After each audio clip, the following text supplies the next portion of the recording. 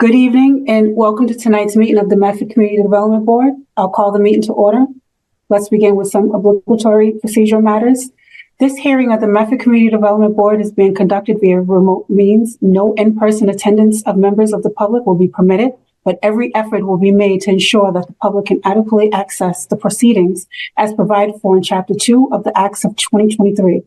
A reminder that anyone who would like to listen to or view this meeting while in process may do so by accessing the link that was provided on the meeting agenda posted on the City of Medford's website. If despite our best efforts, we are not able to provide real-time access, we will post a recording of this meeting on the city's website as soon as possible. A reminder that given the remote nature of this meeting, tonight all votes from the board will be made by roll call. Please also know that the project materials for all projects before the board can be viewed on the city's website, which is medfordma.org. Danielle will provide the link in the chat. I'm going to do a roll call attendance for the board, starting with Ari Fishman. Present. Pam Mariansky.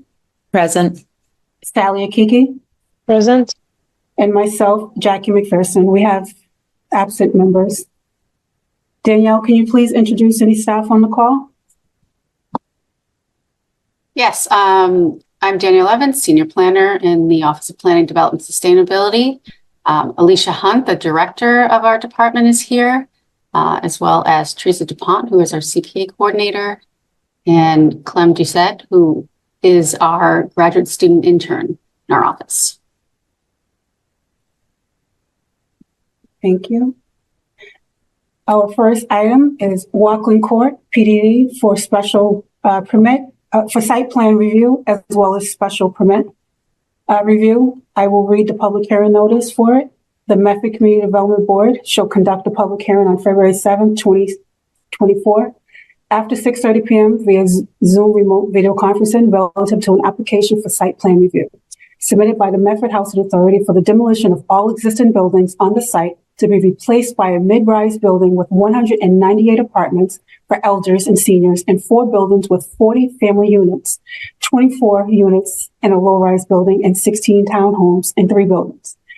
The CDB board will also hold a public meeting relative to the application for a plan development permit, special permit for the same matter.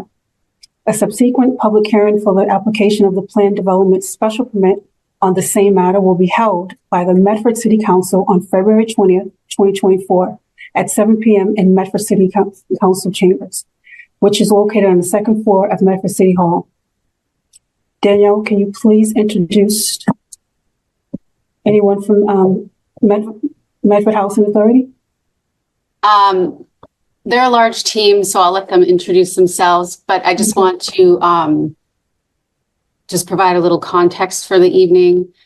So you may recall that back in the fall, Medford Housing Authority applied for a plan development district, and that went through the process, and that overlay was approved by City Council in the fall, and which essentially creates different zoning that would allow the uses and the dimensions of the proposed project to be built. However, there's the subsequent step, which is beginning tonight, which is to have their site plan approved. And they also need a special permit for a plan development special permit where the City Council is the special permit granting authority, but the Community Development Board will be issuing a recommendation on how they should vote for that.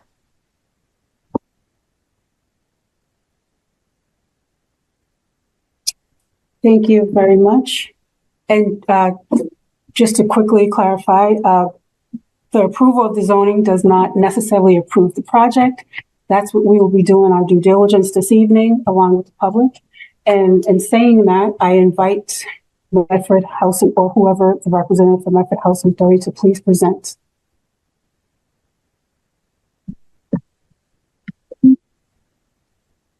Mr. Cicerello? Hi. Oh, Danielle, can you please unmute? Yeah, I think we're clicking at the same time. So I clicked ask to unmute. So you should be able to unmute, yes. And could we allow Maura Barry Gartland to pull up the presentation?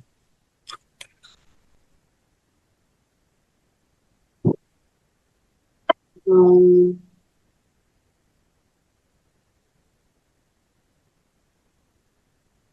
I'm trying to, oh, here, Maura Barry Garland. Yes. Okay, I'll make her full screen.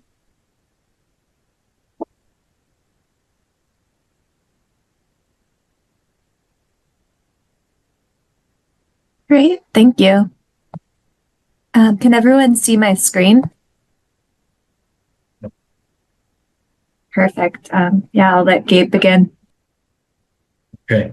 Good evening, everyone. My name's Gabe Ciccarello. I'm the Director of Modernization and Procurement for the Medford Housing Authority. And thank you for meeting with us. We're here before you, as was described, to go through our site plan review and special permit presentation. If you want to go to the next slide, more. So, as I said, Gabe Ciccarello, Director of Modernization Procurement, and so we are the applicant. And I also have with me this evening Jeffrey Driscoll, who is our Executive Director. The Cambridge Housing Authority is assisting us as our development consultant.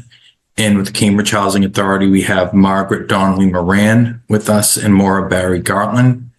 And for our counsel, Nolan Sheehan Patton is our counsel. We have Hannah Kilson, who will be assisting with the presentation. And we also have Veronica Dolwinger with Nolan Sheehan Patton. And our architect is Dietz and Company Architects. Lee Morissette is here, who's a principal architect, and Danny Gerber-Letitia. We also have our civil engineer, Fussin O'Neill, and Josue Valdez will be assisting us also with the presentation. And our traffic engineer was Niche Engineering, and Brian Zimolka will be doing a couple slides. So through this presentation, we'll start off with the current existing conditions of Walkland Court.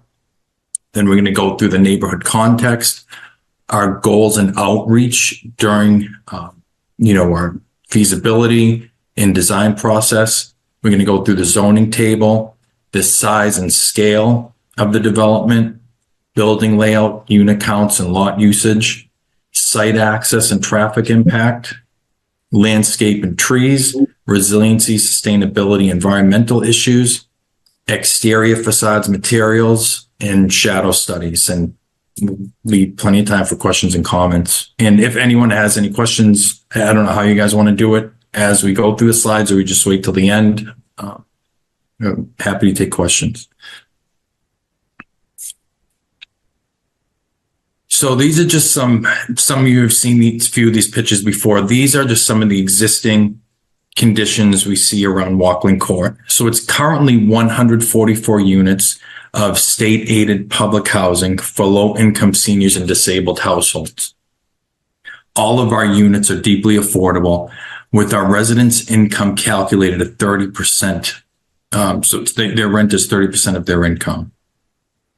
And to date, and historically, Walkland Court has not received sufficient operating subsidy to address the physical needs, and specifically because it is state run public housing. Generally, federal public housing receives a higher subsidy per unit, which is able to maintain federal developments a lot better than state developments. So Walkland Court was built in 1963 and suffers from a lot of deficiencies, just poor physical conditions. The units, even for public housing units, they're undersized units. It has not been comprehensively modernized. All the electrical is original to the building. The plumbing's original to the building.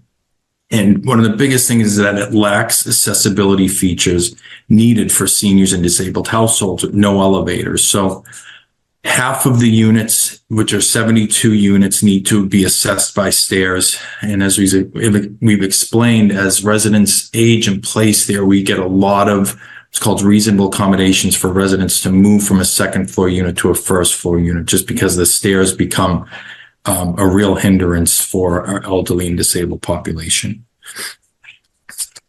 Go to the next slide. So this is an aerial view of Walkland Court.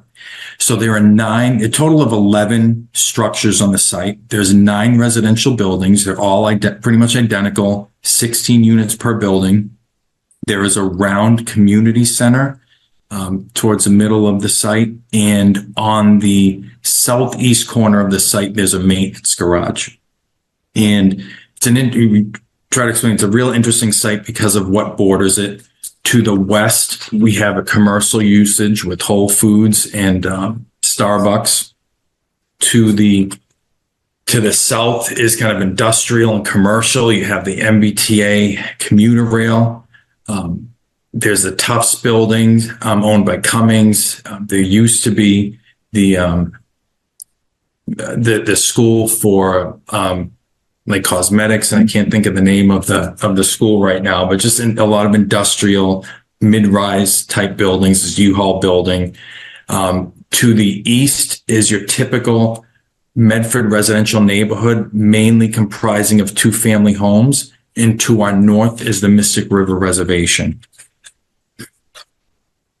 Go to the next slide. This shows us so the top left picture shows from kind of our property line looking west.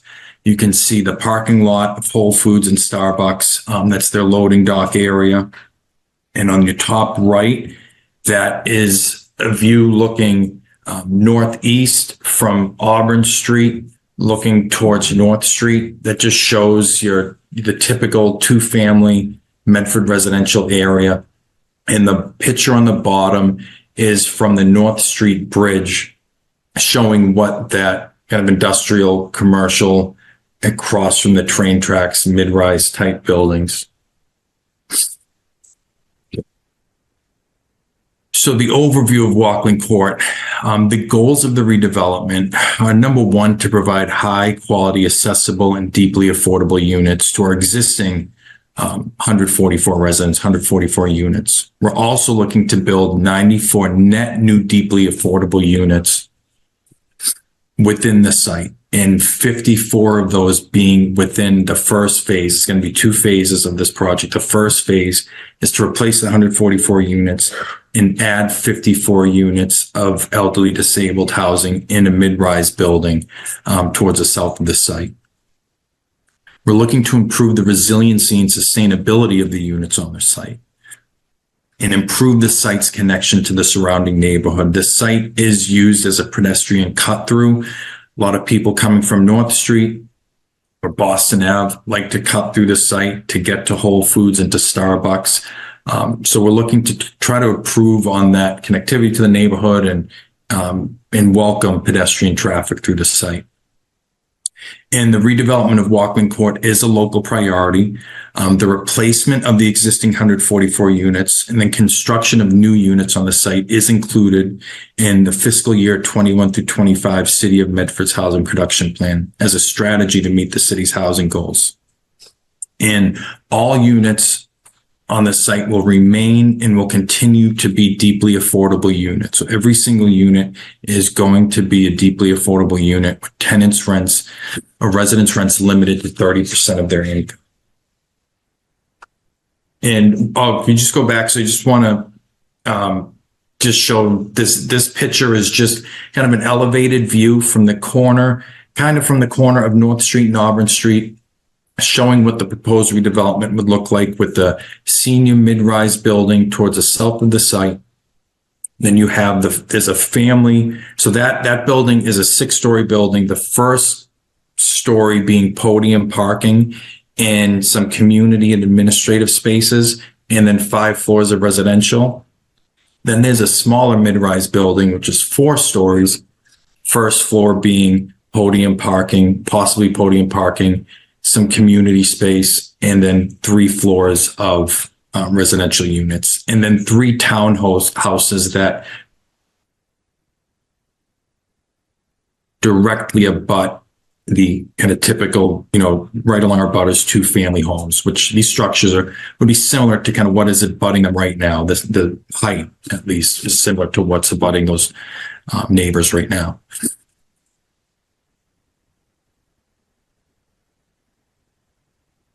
So the resident and neighborhood engagement process started back in like the late summer, early fall of 2022. We've had a very active and well-attended resident neighborhood engagement process. We've held at least 7 resident meetings. We've held 5 full community or neighborhood meetings. For all of the community meetings, mailings to property owners went out to any abutter touching within 400 feet of any property line.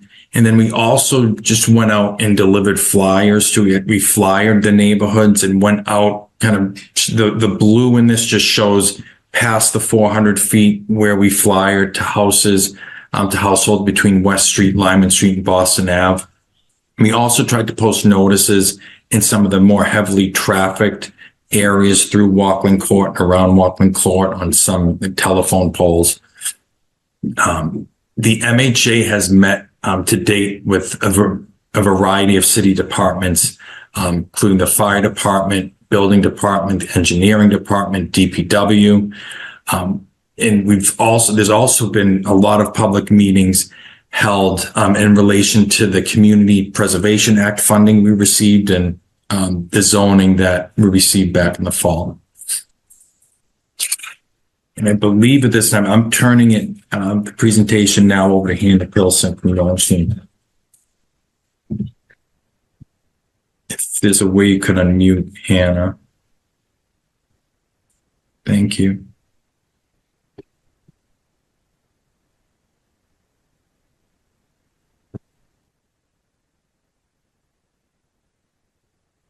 Thanks very much. Good evening, Madam Chair and members of the board. My name is Hannah Kilson. I'm a partner at the law firm of Nolan Sheehan Patton in Boston, and counsel to the Medford Housing Authority. This evening, as we've noted, we're here for site plan review by the board under the Walkland Court Plan Development District provisions of the Medford zoning ordinance, which were adopted and approved by council, the city council on November 4th of 2023. We use a shorthand to describe this as the PDD3. As you know, under the PDD3, the Community Development Board does perform its site plan review in accordance with Section 94-11.7 of the zoning ordinance, and it makes recommendations concerning approval or approval with conditions of the site plan application to the city council, who, acting in its capacity as the special permit granting authority, will issue a special permit for the project. The ordinance specifically notes that any recommended conditions are to take account of the purpose of the PDD3 and are to directly contravene it. The PDD3 sets forth the purpose, and I think Gabe kind of outlined clearly the purpose of the development of Walkland Court, which is to add to the existing 144 units at the site another 96 units in order to create 238 deeply affordable units, which will be exist in five buildings. The 40 of these units will be family units, as noted, being located in the 3 townhomes and the 4-story mid-rise building. And the balance of these units will be senior and disabled units that are going to be located at that 6-story building on the parcel. And this will result in 83% of the units at the site being for seniors and the disabled. This objective, as noted on the slide, is consistent with the City of Medford's 2023 comprehensive plan and the city's housing production plan for fiscal year 21 through 2025. I'd like to allow the design team to walk you through the site application to demonstrate its satisfaction of the zoning requirements that are set out in the zoning table, and to enable you to make the necessary findings under Section 94-11.7.10 of the board. Following that presentation, we'd really welcome any questions or comments concerning the project as a result of the presentation. Thank you. And I think at this point, I'm turning it over to the design team.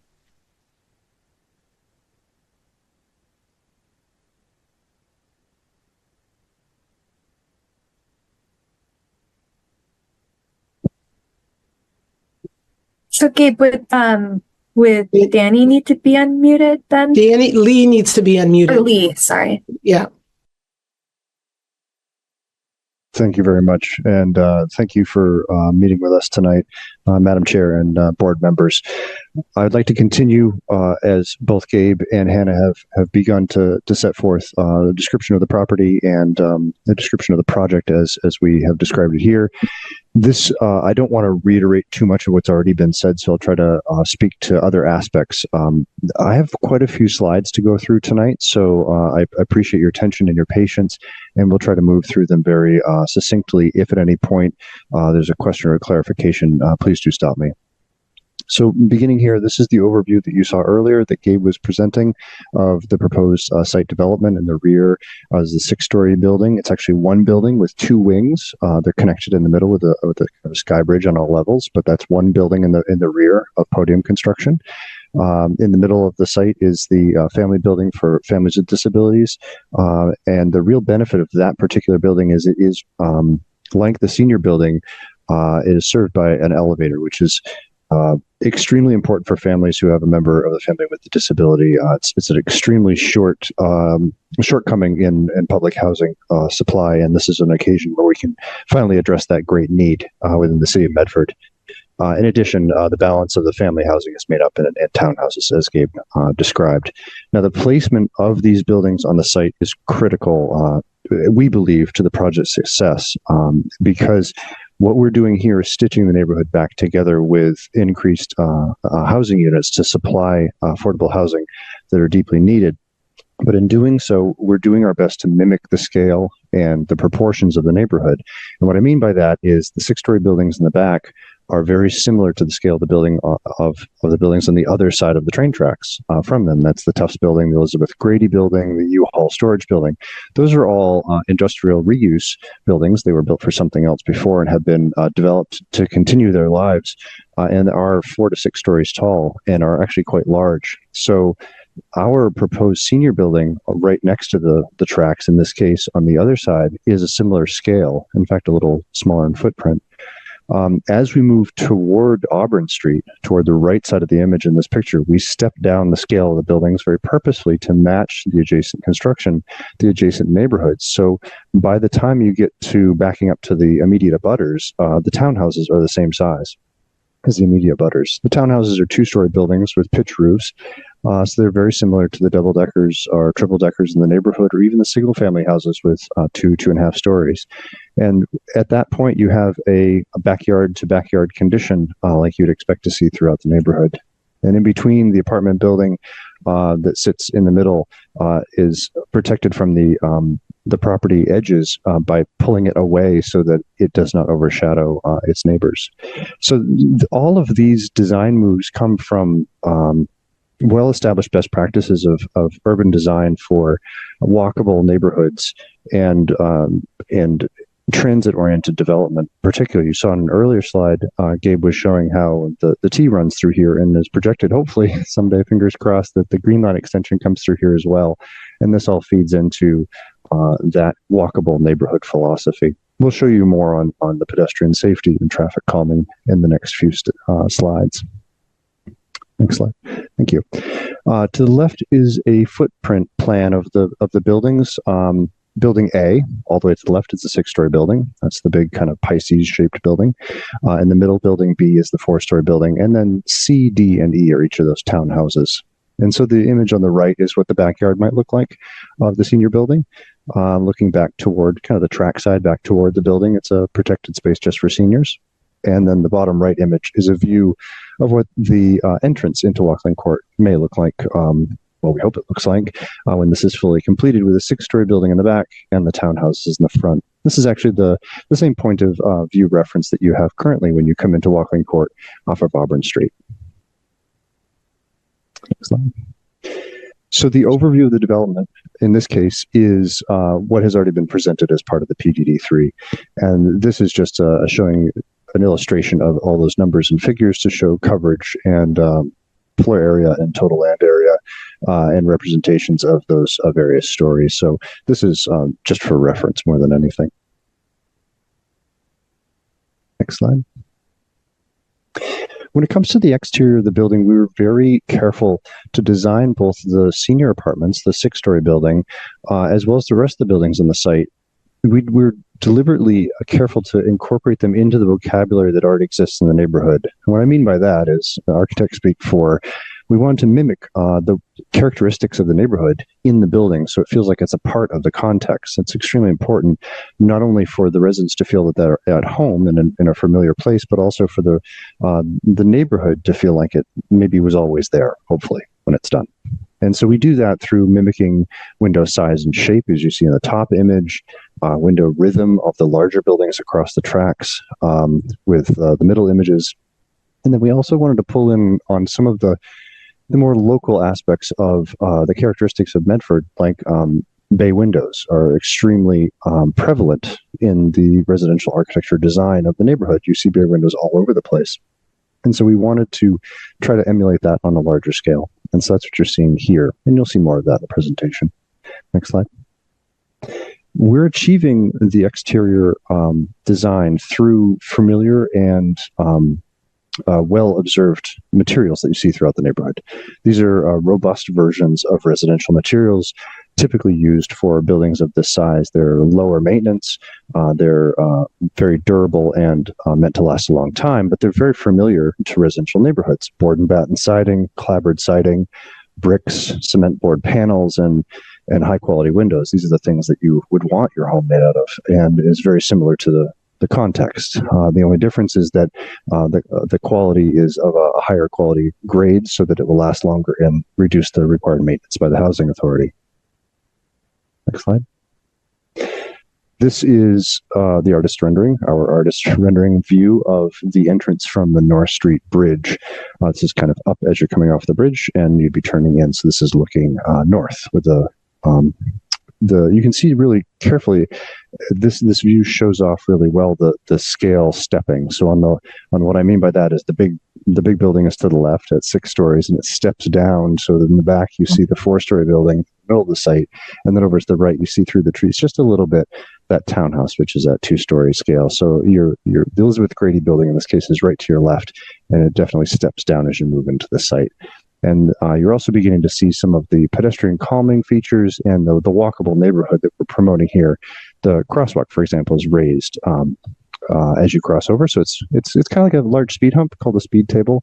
And this discourages speedy traffic because if you go too fast, you'll bottom out. But also the road next down at that point, so there's not parking and a crosswalk. The crosswalk happens at the narrowest portion of the road, which protects pedestrian safety. And there's also continuity of sidewalks and curbs and places to sit, all giving drivers the indication that this is a place to slow down. And we believe it will discourage cut-throughs, which we'll show a little bit more of later. Next. So as we then step away from the senior building and move into the rest of the development, you see here now a little bit of a zoom in on the townhouses. And for the townhouses, it's very easy to relate their architecture to the neighborhood because it really is the same. It's the same stuff. So we were very specific in the way we chose asphalt shingle roofs, which are common throughout the neighborhood. Really playing up that bay window right in the middle of the view is a major feature of the townhouses. And also the columned porches. In this case, the townhouses, the middle of each of the townhouses share a columned porch for protected entry for each of the townhouses, but it's a scaled-up version of what you would see throughout the neighborhood. And then lastly, the way that we orient the roof actually helps maintain the character of the neighborhood. As we drove around the neighborhood and walked around and took photos, we found that a lot of the roof's peaks face the street, as opposed to just the wide part of the roof. And so we turned each of the ends of the peaks of the townhouses to mimic that proportion, so that it looks very much like a single family or double family residence throughout the neighborhood. These materials seem very similar to the previous materials because we're using them throughout the site to create continuity and also a homogeneity of architectural expression, so that it really does feel like they belong to each other. The difference would be, of course, we can pick a number of colors from the manufacturer's standard colors and textures to give the whole development a sense of variety and natural construction. So it kind of grows over time kind of thing. Next. And then finally, the last building we're going to talk about is in the middle of the site. And this is the 4-story building that Gabe mentioned a little bit ago. It's the family building. And this one is very much like a tall townhouse, really. It's like a 3-story townhouse on a base or a podium, which is what we call it. And in this one, it was just a play of tall bay windows and kind of a repeating pattern that seems very much like you'd see in kind of a middle-sized building. We also see double hung windows to mimic the standard windows you'd see on residential houses around, to try to bring the scale down and make it still personable. Next question. Next, Maura, please. Excellent. And so here's the artist's rendering of that view, a little bit more polished and give you a better sense of what it might be like. You can see we're heavily prioritizing the pedestrian experience, and this shot is really the heart of the neighborhood as it's being redeveloped. This is offering both parking, but also a place to sit, a main entrance to the central building, and also you can see how the buildings around the central family apartment building contribute to the feeling of neighborhood through their scale, placement of street trees, planters, and that kind of thing.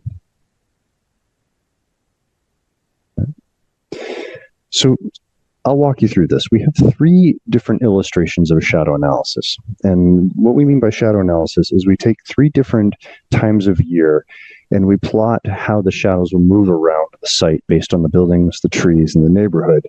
And we have a spring-fall equinox here. They're the same, so we just do one of them. And then we have 2 others, but I'll go through this one first and we can compare. We take a number of times a day. We start with 9 a.m., noon, and 3 p.m., and we see how the shadows swing across the site. Now, at the equinox, the sun's about halfway up of where it'll be throughout the year. So this gives us a pretty good sense of the median. Most of the time, it's somewhere around this. The blue shadows that you're seeing represent the darker the blue color is, the more frequently the area is shadowed. And so on the left is the existing conditions, and on the right is the proposed condition. And you can see by putting the larger buildings toward the bottom of the screen or closer to the tracks, most of the shadows stay on the property most of the time. And the deepest of the shadows remain on the property. And you can see that by the dark blue areas around the senior building and also around the family building in the middle. But you can also see the shadows are not substantially larger than what's there now due to the mature trees and to the 2+ story apartment buildings. So if we go to the next slide, there's not many shadows at all, and that's because this is the summer solstice, and this is when the sun is the highest, and it's not very hard to keep your shadows on your own site because the sun is very much a highest angle in the sky. But you can see in this case that almost no shadows from our buildings trespass across the property lines. You'll also notice that some of the shade, well, actually, we'll see that in the next one. Now, let's go to the last one, Maura. Thank you very much. Okay, so this is a big comparison. This is showing the winter solstice. And in the case of the winter solstice, the sun is always at a low angle. I don't really need to tell you that right now. It's dark outside, but the sun is at a low angle, and much of the shadowing that's happening on the site is actually due to the trees, and the shadows in the neighbors' houses are a combination of the trees and each other's houses. And you'll see that there is a pretty dark section of shadow around the senior building and the family buildings, but so too around the neighborhood. The houses are close enough together in this neighborhood, which is typical in an urban neighborhood like this, that they shadow each other in the winter, along with the trees. And so we were very careful in placing the buildings on site to make sure that we would still maintain good solar access for the neighbors and for the buildings ourselves. You can see we're not actually shadowing the middle family building all that much with the senior building. And we made sure to maintain enough space between them so that we could still have really beautifully landscaped areas, trees, and wonderful places to sit, even in the winter. Next slide. And so what we're hoping to show here is that through the bulk, meaning size and placement of these buildings and their relative height to each other in the neighborhood, that we have not presented a detrimental effect on the neighborhood, on the private development of it, and the neighbors as a whole. And I hope you'll find that too. All right. So for this next one, I'm actually going to speak briefly on this, and then we're going to move over to Josue in a couple of slides to get into some more of the more technical site information. But for this first one, this is really just talking about parking. And parking, we know, really boils down to the numbers. Oh, excuse me, Brian, did you? No, oh, you'll come back. Just unmuting. Okay, very good. No worries, Brian. Brian will join us in just a second to talk about traffic as well. For this first one, it boils down to the numbers. And in this case, what we're doing is we're providing 153 total parking spaces, which is a little bit more than the required parking ratio. It's a little bit more, but in actuality, it ends up being quite a lot more parking spaces more. And so in this case, we are providing 0.65 parking spaces per unit, which is greater than the 0.5 ratio required by affordable housing. And we're also adding a total of, excuse me, sorry, I misspoke. For the family, for the senior parking, there'll be the 40 spaces in the building as well as the 99 spaces overall, and then additional 40 spaces for the families. Also included in this count is parking for maintenance, management, and residential staff. So this is commensurate to the parking that's provided at other MHA sites and as well above what is required. Next slide. Thank you. And so now I'd like to bring in Brian to speak a little bit more about the site analysis and traffic. There we go. Thank you. Sorry about that. I was trying to follow directions and raise my hand. My name is Brian Zamoka. I'm a senior project manager at Niche Engineering, where I focus on transportation permitting and planning. So Niche was tasked with developing the traffic study for this project to determine any potential impacts to the neighborhood and the adjacent roadways. This was conducted in November 23. So first, I just want to talk about access and circulation. So this, it was kind of discussed by Leah a little bit, but the existing access configuration is to maintain along Auburn Street, which is really essential to understanding, the future circulation. Additional access is proposed on North Street across from Marshall Street. And that's going to be a secondary access that we determined is going to be less utilized than the Auburn one. I will go into that in a minute. But what I do want to point out on this slide is you can see that the fire department did have input on the access and circulation patterns as well as the width. And the team coordinated very well with them to make sure that all the fire department requirements were met. I'm going to give you kind of a super high level overview of the traffic study in itself in terms of the data. So what we did our safety analysis. We reviewed crash reports from 2015 to 2019, which is the available acceptable data to the state. And what we found is they're all below state averages. But it's not really probably that alarming, but most of the higher number of crashes occurred at Auburn and Mystic Valley and Northern and Boston or North Street and Boston Ave, which basically the two main intersections in the neighborhood. There were low number of crashes at all the other intersections. In terms of safety, we're not proposing any mitigation measures at anywhere along the site. At least with regard to geometric changes in infrastructure. So let's talk about the amount of trips that this will generate. This is going to generate approximately, at the end of the day, about 1,000 daily trips, which sounds a lot more than it is. Because when you think about it in terms of your peak commuter times, you're going to be seeing about 60 in the morning, 70 in the evening. And to just put that in context, that's throughout. Coming in and out of the site in 1 hour, you're going to see one car per minute, which is fairly negligible. And just as a pure context from the actual neighborhood in itself to the east, from Coddington Street and West Street, there's going to be one car about 10 minutes. So in essence, you're not going to feel from neighborhood perspective any impact to traffic as a result of this project. What we kind of found for trip distribution. So we do our trip distribution based on the existing travel pattern and access locations for where the most site-generated traffic will be.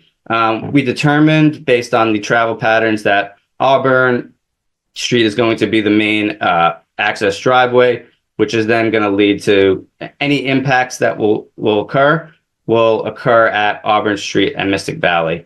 We're only estimating about 25% of trips will leave out of the North Street driveway, which is across from Marshall Street, and they will be primarily using the North Street and Boston Ave. So what does that mean in terms of impacts? Very little.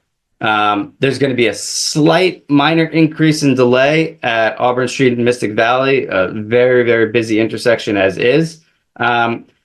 We determined that it could alleviate some congestion and delay by adjusting some minor signal timing changes, but any kind of signal timing changes would have to be, go through City of Medford and the Transportation Department there.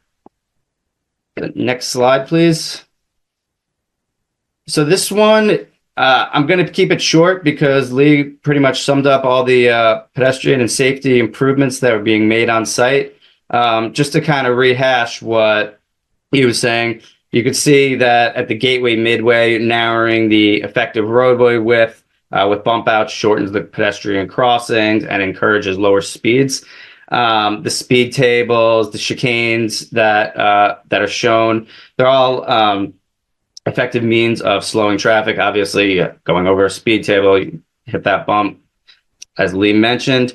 And then the raised crosswalks that are being shown, similar to the speed tables, they force cars to slow down. And as it relates to pedestrians, they actually encourage a continuous path of travel across the site driveways. And that's really beneficial to make sure that we maintain that ADA compliance and maintain a safe crossing for anybody just walking along the road and not necessarily going into the actual site. I'm going to stop there and I'll pass it along to the next person.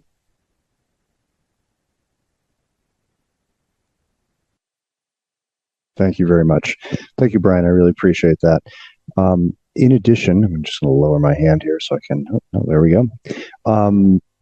That last point, I want to push home that last point a little bit more because using technical description of gateways it's going to feel more like you're driving into a driveway coming into the site on Walkland Court, either from North Street or from Auburn, than it will feel like a road intersection. That's because you're going to drive up and into the site rather than it being fully flush. So you drive essentially up over the sidewalk with a ramp, of course, but it feels more like a driveway, and that will further discourage people from thinking they could just cut through. So that was a request the city had in our meeting that we had with them, with the department heads, and we really appreciate that suggestion because that really helps us refine how we're going to pull this off. So thank you, Brian, for reminding me of that. The next slide, Maura. Thank you very much. So trash disposal, this is a huge issue in the city, and I know that because rodent control is a big issue. The big takeaway here is that buildings A and B, so the 6-story senior building and the 4-story family building that are in the middle of the site, will both be served by enclosed trash rooms inside the building. They'll have trash chutes, trash compactors, and contained trash rooms. So no trash will be outside the site until trash day when the bins are wheeled out. They're taken by the trash trucks and then they're wheeled back in. The 3 townhouse buildings, a total of 16 units, will share one dumpster enclosure that's indicated here far away from the adjacent neighbors well within the site. And that is an effective reduction of households using exterior trash storage from 144, which it is now, down to just 16. So this is a huge improvement as far as rodent control and trash and waste control on the site. These trash rooms, chutes, and waste structures like the dumpster caddy, if you will, were coordinated with the city and coordinated with MHA to accommodate easy pickup and delivery, moving through the site with the trash trucks. Sorry, it's getting late. Next slide, please. So for this slide, I am actually going to bring Josue Valdez into the conversation from Fuss & O'Neill, and he's going to talk a little bit about the public infrastructure. Thank you, Josue.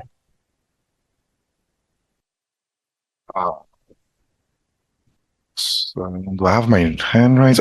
Sorry for that. Thank you. My name is Josue Valdez. I'm a civil engineer with Fuss & O'Neill, and we are the pretty much the site civil consultants for the project, working closely with Dietz and the rest of the design team. So overall for the site, I'm here to speak a little bit on the utilities and how we're servicing the site. Overall, we are proposing all new utilities for the site. I'm going to start by talking a little bit about stormwater. It's an important one here. Currently, the site has no stormwater treatment or storage on site, which in the long run could, affect, properties that are kind of like, downstream because they're being impacted by the runoff from the site. Under the proposed condition, we are proposing multiple best management practices from a stormwater standpoint to promote stormwater storage, treatment, and infiltration on site. So all of that is going to happen before the stormwater actually leaves our property, to put it in simple ways. So that will help, decrease any downstreams, stormwater problems that could be happening on the neighborhood. From water perspective, we're going to be proposing a new 8-inch water line that is going to be looping throughout the site. What we mean by looping is that we are actually going to be connecting Auburn and North Street with the 8-inch water main. Why is this important to note? Because by doing this, we're actually providing a new path for the water service that if any maintenance or repairs needs to happen within the intersection of Auburn and North Street, technically our 8-inch main to our site could be used as a temporary water main for the rest of the adjacent properties. Telecom, gas, and electric will also be new services connecting to the existing services on Auburn and North Street. And from a sewer perspective, we're going to be also providing new services. Half of the site, and by half I actually mean the senior building, is going to be actually connecting to the existing public sewer main on North Street. Meanwhile, the family buildings are the one more towards the north, where you have the townhomes and the 4-story family building, are going to be serviced from Auburn Street. Overall, our findings showed, after coordination with the city engineer, DPW, and all the entities involved, and our own calculations, that the proposed project should not create an adverse impact on the public services of the city, and that the current public services should be sufficient to provide enough of these utilities for the proposed project.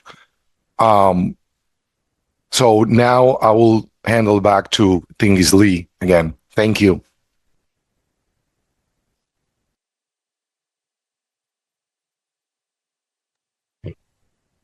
Thank you very much, Josue. I really appreciate that. At this point, we'd like to bring in Kelly Ashton from Terra Inc. Kelly is our landscape architect, and she's going to speak to a number of landscape design aspects and the tree characteristics over the next 4 or 5 slides. Kelly? Thank you, Lee. Good evening, everyone.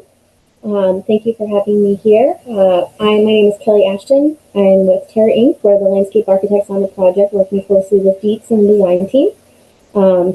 So I'm just going to do a quick little overview here of the landscape plan. The overall goal was to really just enhance what's already there by creating a welcoming sense of place for both the residents, the neighbors, and the visitors. We're doing that by creating some accessible walkways throughout with some spaces for gathering. As we know, the existing trees here are a very cherished amenity, so we're trying hard to preserve as many as we possibly can while being very mindful of safety. So we'll get into a slide about that shortly. And then we're also introducing some new trees of varying species to provide shade, provide seasonal interest, and then also just to really harness this sense of place. Next slide, please. So here, this is just, that's just again zooming in on the landscape plan here, so you can really see some of the existing trees are the larger canopies, and then some gathering nodes throughout, and then the accessible walkways. Next slide. So here is an overview of basically when we looked at the site, we do a thorough evaluation of, given the constraints of where construction is happening in proximity to root zones, also in conjunction with a thorough arborist report of the health and vigor of each existing tree on site, we were able to assess 52 mature trees on site, 8 of which we'll be able to safely preserve, and then 12 are actually pear trees that were recently planted that will be relocated to another property. And so those trees are highlighted in green that we are preserving. Next slide, please. And then here is just a really brief conceptual overview showing what the trees will look like in canopy from an aerial view over time. So the first 3 images at the top are actually a graphic of the Walking Court development showing phase 1 of the senior housing, what the trees will look like at installation. The next photo to the right is what they will look like in 10 years from installation. And then the final image to the far right is what they would look like in about 20 years. So it's a graphic representation to conceptually illustrate over time what those trees will look like from canopy. Below that is an example of a project in real imagery of similar to compare what that looks like from install 3 years, 10 years to 20 years. And from there, I'll hand it back over to the team. Thank you.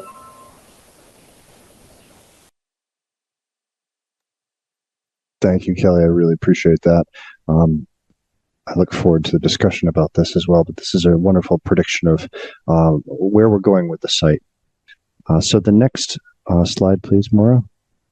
So I thank everyone for your patience. I see we're coming up on about an hour now since the beginning of the meeting, and I know we've gone over a lot. We're almost finished with the architectural presentation at this point, but there are a couple of really important things that we want to talk about, and one of them is the site lighting and safety.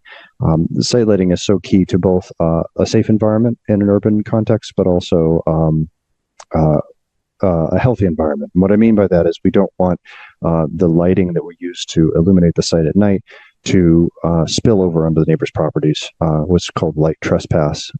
It's not allowed, and it's not good for plants and other animals, especially ourselves if you happen to have a bedroom near the site. So what we're designing for the site is a 2-tiered lighting structure, which you can see here. There's pedestrian lighting at just 10 feet above the sidewalks, which is a wonderful height because it's tall enough to be out of reach, but not so tall that that it feels like you're flooding the entire area with light. So it's a human scale pedestrian lighting, and those will be on poles as you're seeing in this illustration. And then just a little bit further up is at 14 feet is the site parking lighting. And 14 feet is actually pretty low for site parking lighting, but it was deliberately set at that height because that's the height of the second floor of our buildings, both the senior building and the mid-rise family building, and we don't want the lights to shine into people's apartments there either. These are 100% full cutoff fixtures. What that means is no light goes up from these fixtures. All the light is going down. If you take a look around on your way home tonight through your neighborhood, you'll notice that a lot of the light coming off of street lights and other kinds of site lights tends to go way up in the air and flood the sides of buildings and the atmosphere. And we're taking a very proactive approach here to use full cutoff fixtures to light only what we need to, the site we're actually walking and parking with adequate light for safety and nothing else. And to prove that out a little bit more, the next slide shows what that looks like through photometric analysis. So this is an actual analysis done by a lighting engineer for our project, showing where the cutoff of those lights sits on the site. So these lights have a rather focused spread, and you can see here that almost none of this light goes across the property line. There's a little trespass on the far left side onto the MBTA site where the train tracks are, but no one's actually living there, so that shouldn't be an issue. And also, it is at the exit point of one of our drives coming out of the parking garage, so we want to make sure that's adequately lit. And there's a little trespass also on North Street up against that retaining wall, but the retaining wall rises, so that may not be trespassing at all. But you can see that all the pedestrian and vehicular areas are adequately lit for safety in the public realm. Not the backyards, but the front yards. And that is actually, I think, the end of the design presentation. You'll see through the site design that you've seen today that we hope that you can find that we're protecting the natural resources and not and that we're providing a safe and well-lit environment that is adequate for the neighborhood safety and does not diminish the usability of the adjacent properties. I think that's it. Next slide.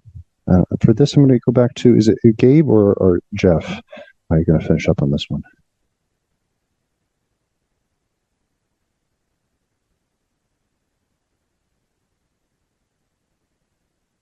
Sorry.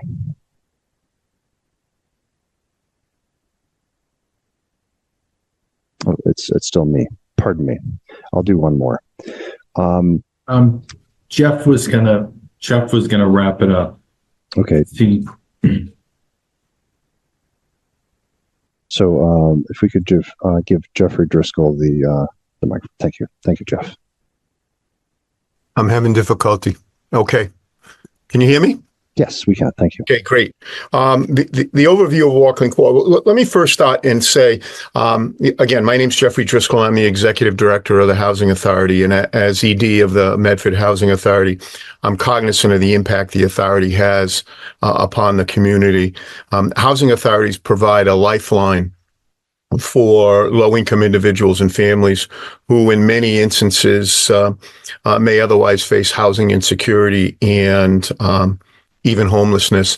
And this is what we deal with on a daily basis. What's different in Medford is through our efforts, and you've seen or heard from a number of skilled designers today who have assisted us to get to this point. And I'm very appreciative, Madam Chair and board members, to be before you today, and hopefully being able to carry on, allow us to carry on with our mission. Our efforts have gone beyond that which a housing authority ordinarily would be undertaking. I like to say that we're one of, if not the most progressive housing authority in an apolitical way in Massachusetts and even beyond those borders.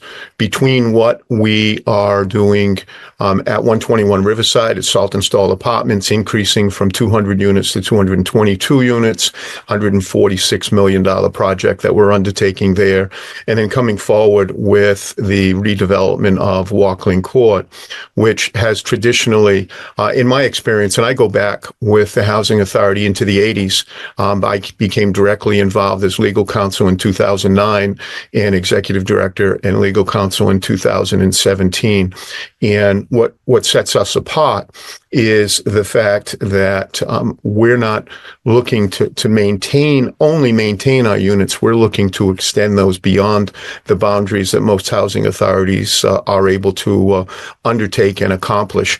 And Walkland Court, in my estimation and that of others, has oftentimes been thought of as the poor sister of the housing authority. And Gabe alluded to that earlier this evening by indicating that the support that the Housing Authority received from the state was of a lesser degree than that of our federal properties. And the vast majority of our properties are federal. This project will transfer the subsidy for this from state to federal, which will allow the Housing Authority to affirmatively impact the lives of numerous individuals and families for many years to come. As far as the conclusion, my conclusion is to discuss that, and I think was Hannah going to discuss the zoning aspect of it? I don't want to jump on your slide, Hannah.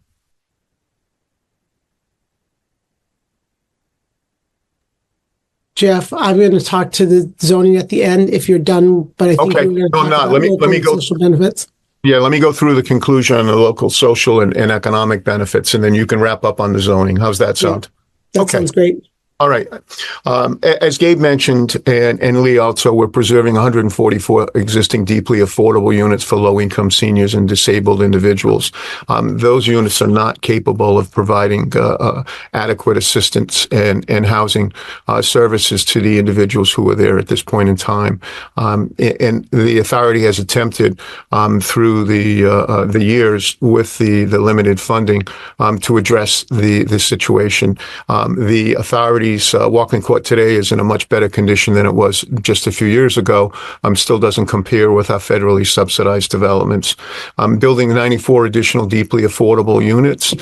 Again, this was stated by both Gabe and Lee, in a transit-rich community and within walking distance of the new Tufts Green Line stop.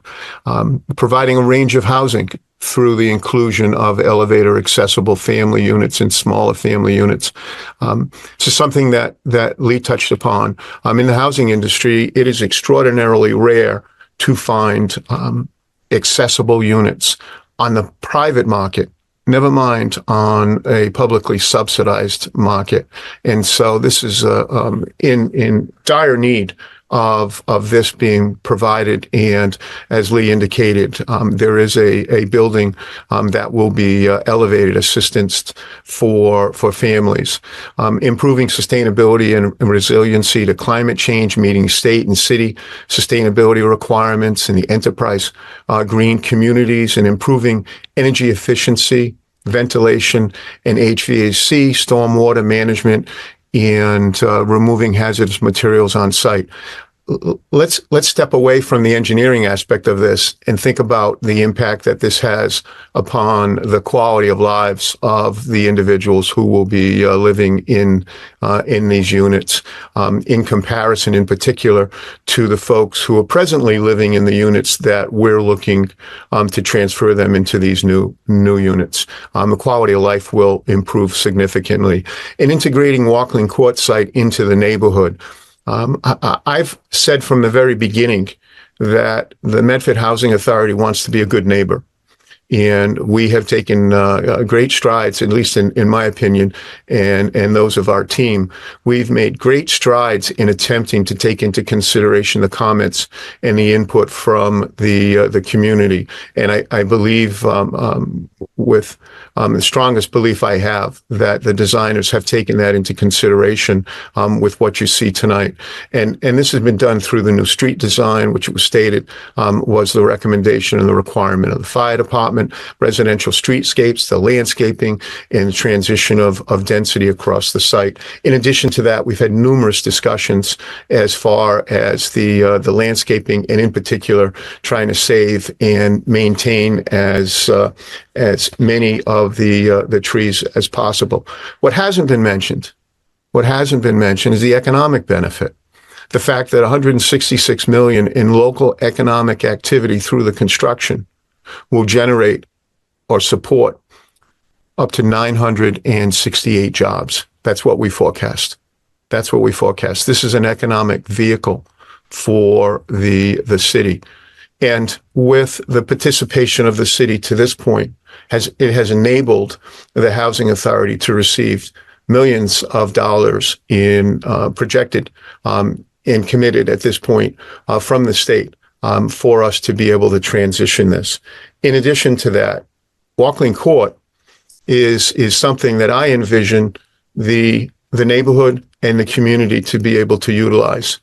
And so that we fully anticipate, and I've had communications with the mayor as recently as within a week or two prior to this, that Walkling Court is a polling place at this point in time.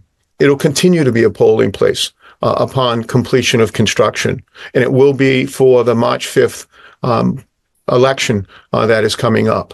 But in addition to that, it's my hope that the facilities we have here, the community room that can be divided into two and hold up to the vicinity between 150 and 200 people, can be something that can be utilized not only by the local neighborhood, but also by the community as a whole. So that aspect of being a good neighbor is extraordinarily important to me.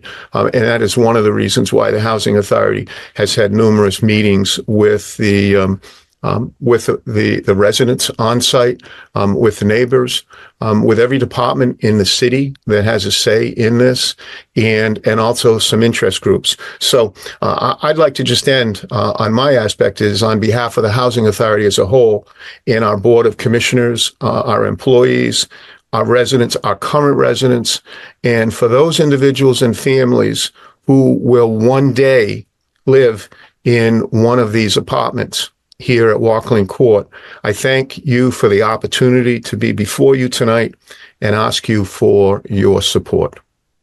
And I say thank you very much from the bottom of my heart. Thanks, Jeff. I will try to be brief because as Lee alluded, we know that we've been in discussion with you for about the last hour and a half, and we want to leave room for questions. There's not much at this point through the presentation. I do think that now the findings that the board needs to make in its site plan review process, the design team has really given you, I think, sufficient information to find that the project does not create any of the hazards or safety concerns relative to parking or vehicle usage, that the bulk, location, and height of the buildings are consistent with what's permitted under the PDD3 in terms of the zoning, in terms of the density and the positioning. We submitted a preliminary site plan when the PDD3 was approved, and the site plan application and the plans provided to the board are consistent with that, and therefore continue to be consistent with the PDD3 approval. And all the dimensional requirements have been satisfied. And so at this point, I think we would like to open the floor for any questions from the board, as we do think that the information provided through the presentation will enable you to satisfy the 7 findings that are required under the site plan review.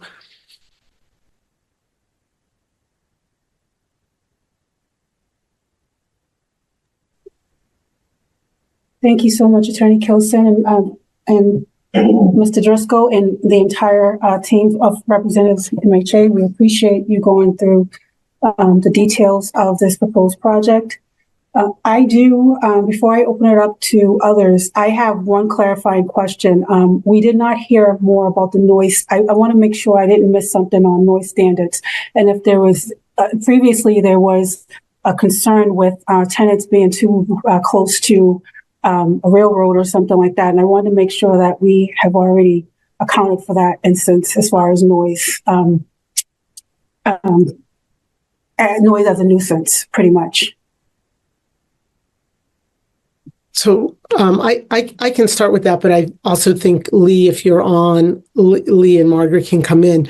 In terms of the site plan criteria, noise isn't specifically called out, but at this project for the property, for the building that abuts the railroad, it has been designed to ensure that it satisfies actually the HUD requirements relative to decibel levels inside each of the units. And Lee, maybe you can speak to the glass painting that we're utilizing and the insulation to meet those requirements.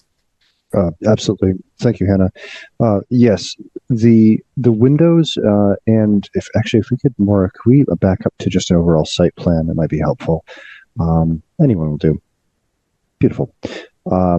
The windows and the walls that face, in this case, left on the screen in the senior building are, for lack of a more technical term, they're beefed up so that they can resist the sound coming in from the train as it passes by both the commuter rail and the nor'easter on the commuter rail tracks.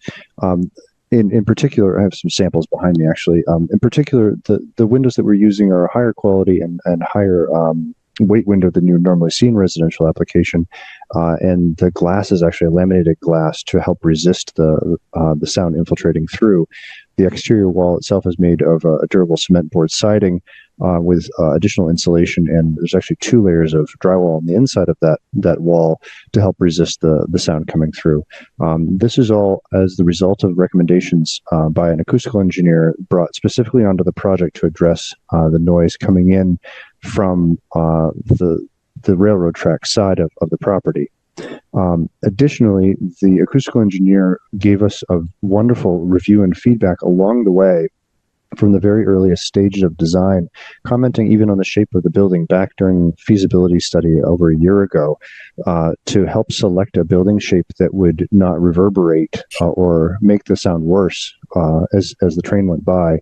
And this does 2 things. It helps to protect the sound from the residents living in that building, but it also, because it's a 6-story building, and as you can see, covers most of the property line adjacency with the railroad tracks, that 6-story building reflects the sound away for the rest of the site and helps protect the rest of the site as well.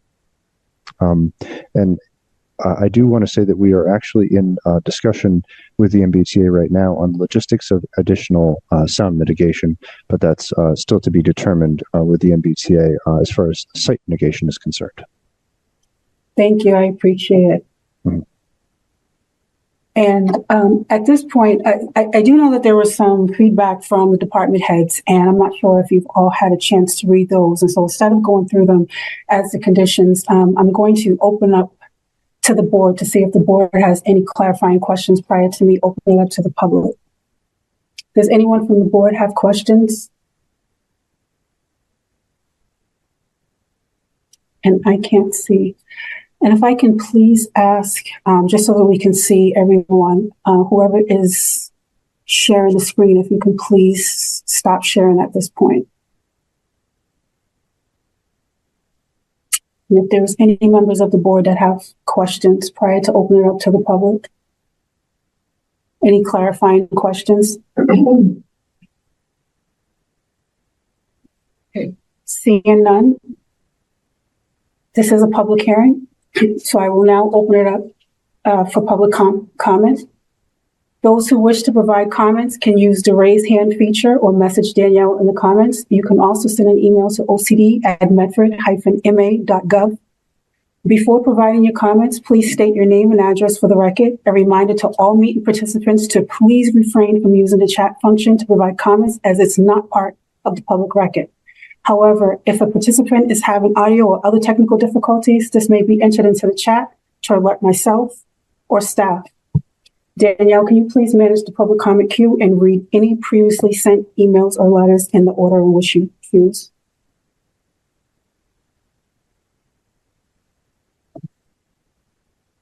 I just unmuted Tom Lincoln. Okay. Yes. Okay, I have the floor. My name is Tom Lincoln. I live at 27 Gleason Street. I'm here with Sue Gerald from Trees Medford regarding tree mitigation for the Walkland Court redevelopment. We sent the board and Danielle our proposal and a letter on January 8th. So you've had it for about a month. We also had a fruitful discussion actually yesterday with the Medford Housing Authority. Basically, our concern is that in removing 30 mature trees, the project, while having many other wonderful environmental benefits, will result in a deficit on tree canopy. And it's the stated policy of the city of Medford to protect our tree canopy. If you've lived in Medford for any amount of time, you know trees have been a perennial, make a bad pun here, a perennial issue, something that the city, at least in my opinion and opinion of many others, has struggled with, making some progress, but certainly in the context of general aesthetics and environment, as well as climate change and resiliency, something that we really need to ramp up here. So what we concluded and discussed with the Medford Housing Authority yesterday, using really a methodology that is perfectly sensible and based entirely on information received from the Medford Housing Authority, we concluded that and are requesting that a condition be added to permission. And we will also do this at the Medford City Council. I'm not sure exactly of the formalities here in this situation. That a mitigation payment be made into a tree fund to fund additional tree plantings outside the site. We had proposed two amounts based on two different logical ways of calculating this, of $90,000 and change and $108,000 and change. The Housing Authority in the discussion yesterday committed to a payment of $50,000 towards this purpose. And so we think that's a wonderful starting point. And greatly appreciate their interest in serving the broader community interests and environmental interests here in the city of Medford. So we want to be sure that that is part of your consideration of the permit, and we're certainly will be pursuing the same tactic at the Medford City Council on February 20th. One last thing here, this basically, as far as we can tell, basically pays for about half of what is needed to make up the deficit in tree size, tree girth, tree diameter, I guess is the right word, excuse me. And so we will be pursuing with the city and in cooperation with the Medford Housing Authority, per our discussion yesterday, other sources to make up the difference between $50,000 and what is needed for full mitigation. So I want to be sure that that is on the record here. Yeah. Sorry, I don't mean to cut you off, but I want to make sure that everyone is limited and able to get through with their comment. Okay, so I just want to be sure this happens, because it already has happened. Thank you.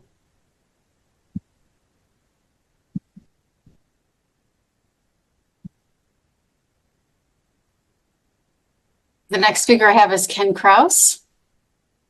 Hey, thank you. My name is Ken Kraus. I live at 50 Mystic Street, about 4 blocks from the site, albeit on the other side of the river and Mystic Valley Parkway.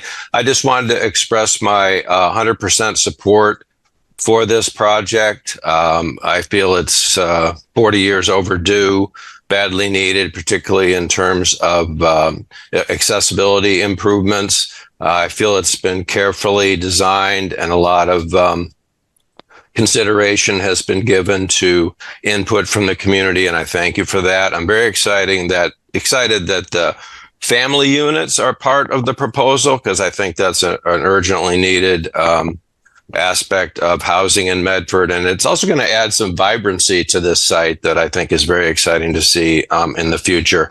I didn't see the whole presentation, but I had a couple of other observations. One, I did hear that 153 parking spaces was a little higher than required. I was kind of curious why they felt that was necessary, given the nature of the people that will be living here and probably not a big parking driving demand.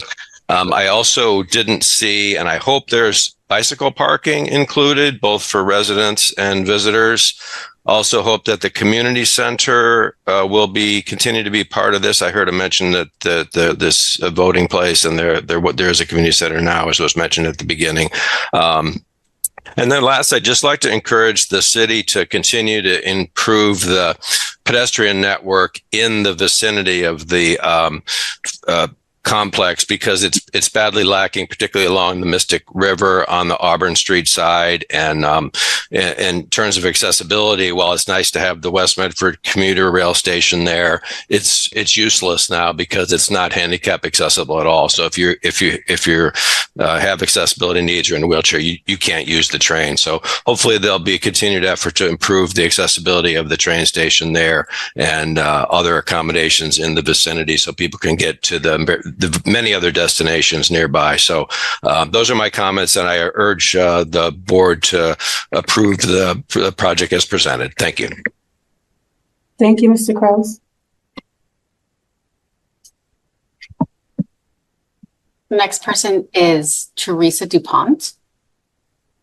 Everybody, as Daniel mentioned, my name is Teresa DuPont. I am the Community Preservation Act coordinator here in the city of Medford. And what that means is I help support the Community Preservation Committee that helps award funding to various projects. I'm here to speak on behalf of the CPC in support of this project, and we've put our money where our mouth is here. We've had the opportunity to not once, twice, but actually 3 times help support Walkling Court in their pre-development costs. CPA is super focused on affordable housing, supporting it, generating it here in the city. And we're happy to have helped bring it to this point, and excited to hear that we're going to be able to welcome 94 more families into the Medford community. So again, I just wanted to speak in support of this application. Thank you.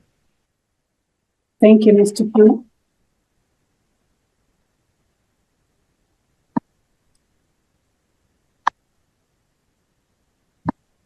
I don't see any other hands raised. Danielle, do you have public comments to read?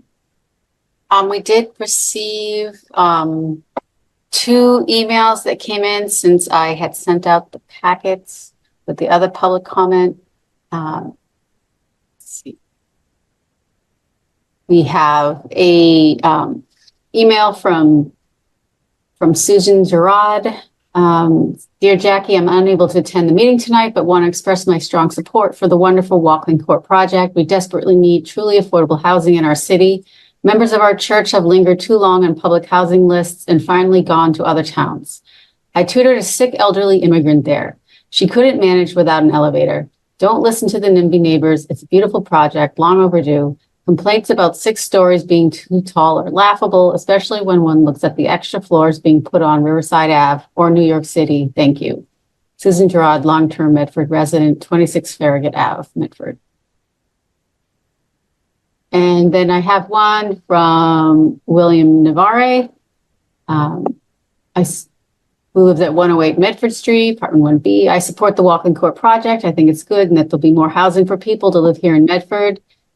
Even good if families can live in Medford. It's also okay if there are taller buildings than there were before our cities became more desirable and prosperous than they were in the past. And those are the ones that I saw in the inbox. I don't see any other raised hands. Okay, seeing none, I'm going to close the public comment portion and ask the board again if there's any other information that they wanted to have clarified before deliberation. Jackie, I just want to, as part of the public comment for the record, you do have to acknowledge that you guys received the letter from Trees Medford. You've reviewed it. I just thought we should confirm that. And then there was a paper letter that was dropped off today and scanned in. So it was in your packet that I wanted to confirm also for the public record that you have that. Thank you, Alicia. I appreciate that. I've been remiss on the actual public comments, but I'm hoping that from your end, you can share that information. Okay. So there was also a previous email that was received several days ago. sorry, it's forwarded by one of our staff, so I was just reviewing that. January 24th.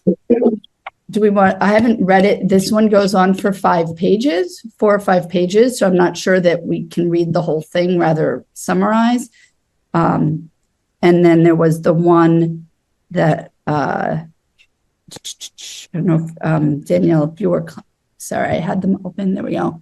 I'm afraid of mispronouncing her last name. Marianne Antonucci submitted a paper letter today that we scanned in and provided to the board. It also goes on for 2.5 pages. Do you want us to read the whole thing for the record? Or what is the legality of it? Do you have to acknowledge it or read the entire? I think that we could summarize it. Ms. Antonucci requested that you reread her letter that she submitted previously with all of her concerns for the previous public hearing. She was reiterating them. She had concerns about how the traffic study was conducted. She felt that it wasn't a long enough traffic study, that it was only conducted during weekdays and not on the weekend. And sorry, I'm skimming and reading. She is very concerned that the residents in the neighborhood haven't been heard, that the design doesn't reflect that. She again does not like that the design has people facing train tracks and buildings, and that's what they're going to be looking at them, the industrial buildings. And she's concerned about the additional traffic impacts on the neighborhood. And she was concerned about the shadows that are planned that the 6-story building would cast on the abutting residential neighborhood. Again, I'm only repeating what she said. There was no way to and then the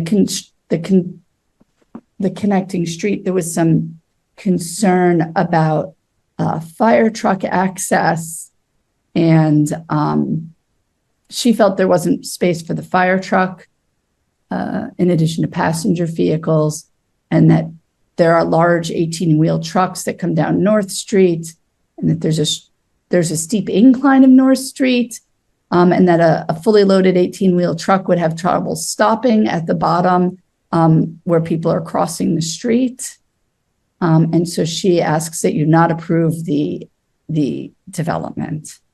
I'm hoping that I if anybody feels I haven't summarized that pretty well.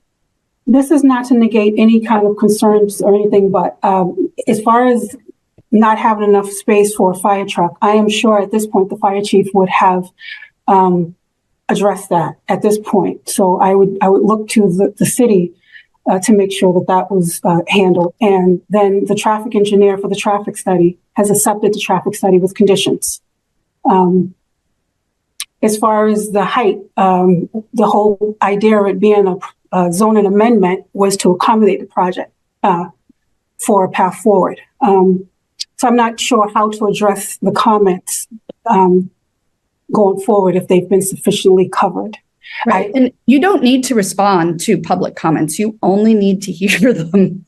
You don't need to respond to them. I don't want the public to think that we're not taking their concerns into question, but I'm just trying to highlight that these are things that have been fully vetted and addressed by city officials and Medford Housing and their team. I agree with you. I refrained from actually commenting as I read the letter, but I agree many of those were addressed by the team. Okay. And did you have anything else that you wanted to highlight? The other letter came in a week or two ago, so I'm assuming the board had a chance to see it. And it's primarily about building heights and traffic issues, concerns about increased traffic, increased about the shadows, again, which, I mean, we saw from the shadow studies, but the resident was concerned, and increased traffic in the area was concerned. personal attacks on staff members. So I'm choosing not to actually read that. I don't think we need to read those out loud. Making sure there's sufficient traffic calming was the big concern in that section. She did not like the community meetings, but again, that's not what you're looking at in the site plan review. So does that generally summarize? And that letter, the Housing Authority saw in advance as well. It was provided to them because it came in early enough for them to see it. At this point, I would, if Medford Housing or any of its representatives would like to touch upon any of the concerns that have been placed before them, they're more than welcome to. I personally don't find it necessary because it has been presented in detail, and then following up with the conditions, I think that we'll cover most of the other concerns. But I'm going to leave that up to Medford Housing.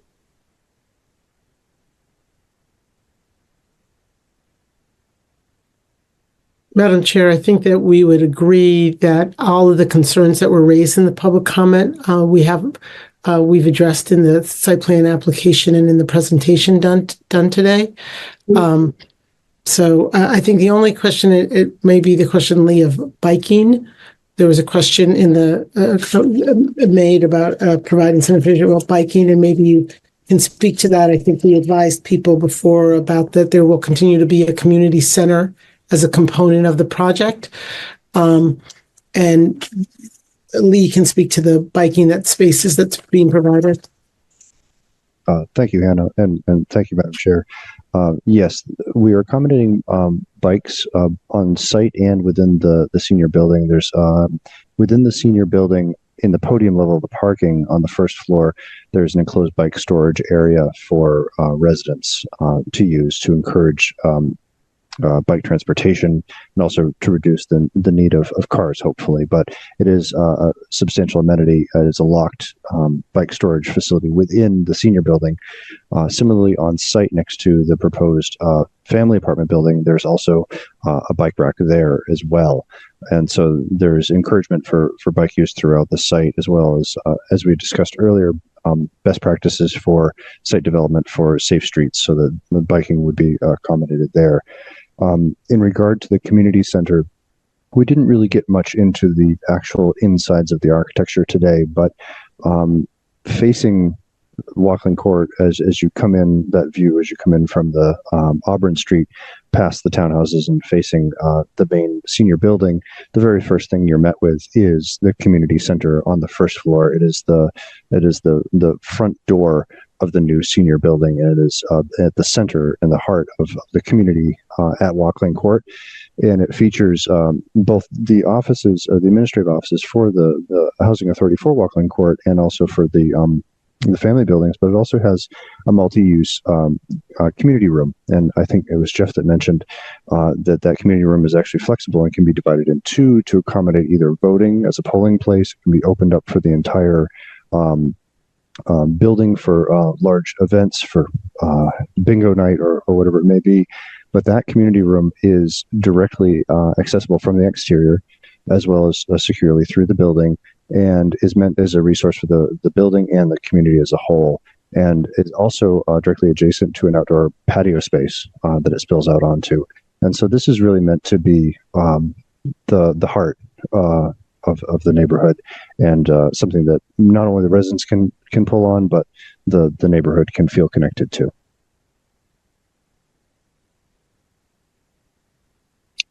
Thank you. So again, at this time, I am going to open up to the board again for clarifying comments and deliberation. Ari, I had seen your hand raised first. Do you want to go ahead and speak, Ari? Sure. It was a clarification question that arose during the public comment about traffic. The presentation of the traffic study said that no additional traffic calming measures were suggested beyond the plateau tables on the street. Can you just clarify those? There's more than one of those. They're spaced evenly throughout the complex, correct? Lee, it's good to see you. Yes, thank you.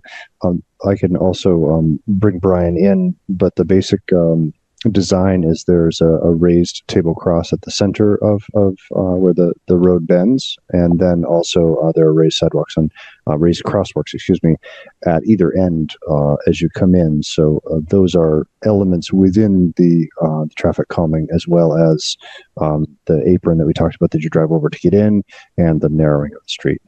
Brian, did I represent that accurately?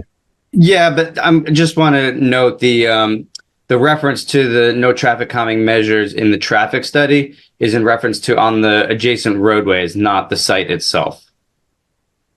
So there's traffic calming measures on site, but we're planning no infrastructure modifications in the roadways. Thank you. Thank you for the clarification. No problem. If I may, through the chair, Yes. the Director of Traffic and Transportation recommended some pedestrian safety improvements at the intersection of Route 16 and Auburn Street, which included replacing the pedestrian signal heads that are missing and to upgrade the ones that don't have the countdowns, to upgrade those to include the countdown, and also to put pedestrian warning signage at that free right turn when traveling on Route 16 onto Auburn Street, and also to paint some yield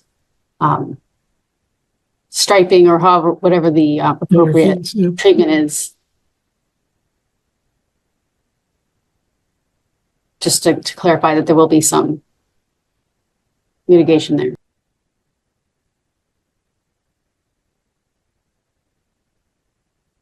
Yes, thank you, Danielle. So I was actually, my question was when I heard that there was not going to be proposing traffic mitigation, that's what I wanted to go back and wanted to know what the proponent had, if you had a chance to read the department head comments, or if that was something that we were going to collectively do at the end with conditions if there was approval. But there are a significant amount of conditions that we'll have to go over prior to us being able to approve site plan or recommend to the city council for special permit at this point. And hearing no other comments from the board, I do know, and based on my review and based on confirmation from the city, the plans have not changed based on what was adopted and recommended by the CDB board, by the city council previously. So at this point, if we did want to approve, I'm guessing we would be looking at the conditions as presented. And if Danielle, I know that in lieu of saying comply with this person's memo dated X or that person's memo, if you can neatly and collect them and pretty much go down the line for us so we're all on the same page and understand what those conditions are before the proponent. Yes. So I try to kind of parse these out, also weighing some of the recommendations versus requirements and what would be appropriate for this project. I wonder, should I share the screen so these are visible? Or what do you, yes, what do you prefer? Yeah, that would be helpful.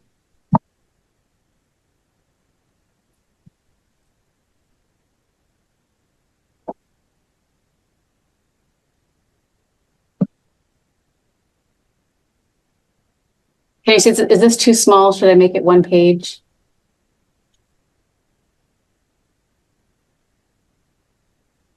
Yes. You couldn't see us nodding our heads. I don't know how to do that. Right why does it want to do that? Isn't those there? Here we go. Here we go. So some of this is like the boilerplate, we'll put in the control plans, whether it not to be modified, that has to be recorded. So here, the meat of the conditions, so traffic and transportation conditions. So in coordination with the Director of Traffic and Transportation and subject to DCR approval, because these are Route 16 is a DCR road. So in the end, it comes down to whether DCR will allow it.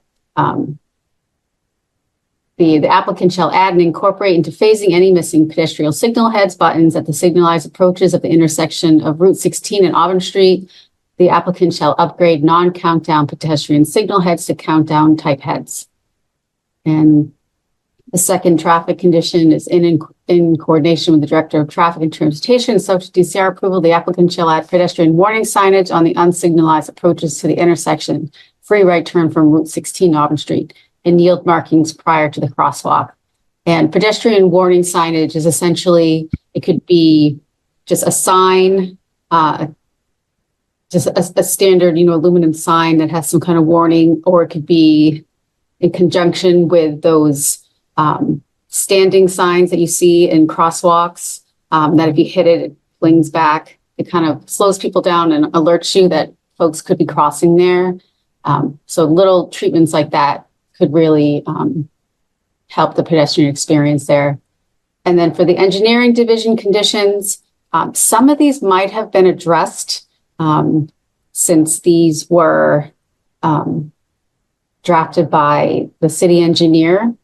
Most of these are requirements.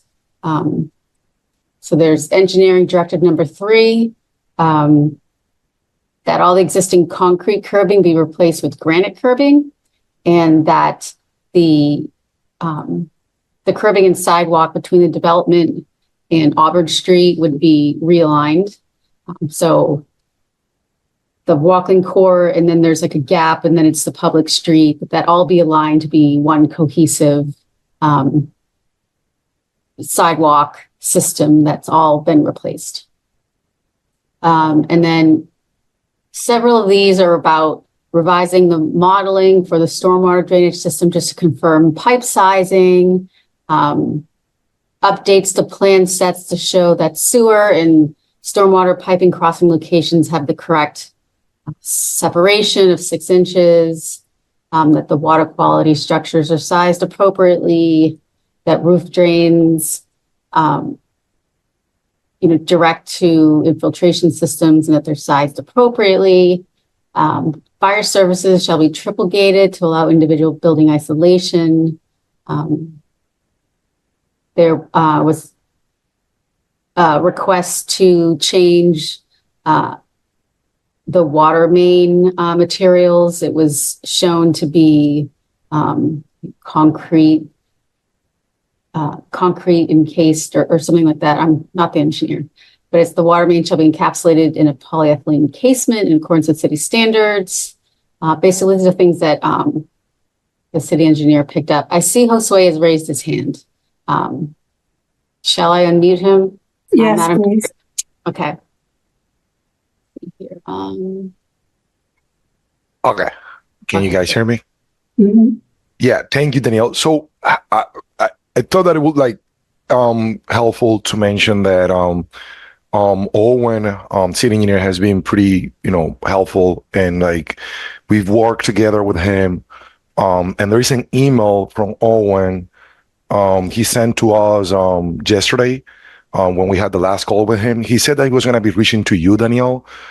I'm not really sure if he did, to let you know that we have met the engineering division conditions with our latest review or revisions of the plan set and our response to comments letter, and that the engineering division will do one last review of the entire, stormwater and plans once we are submitting for building permits application. But that will be like a separate kind of review from this.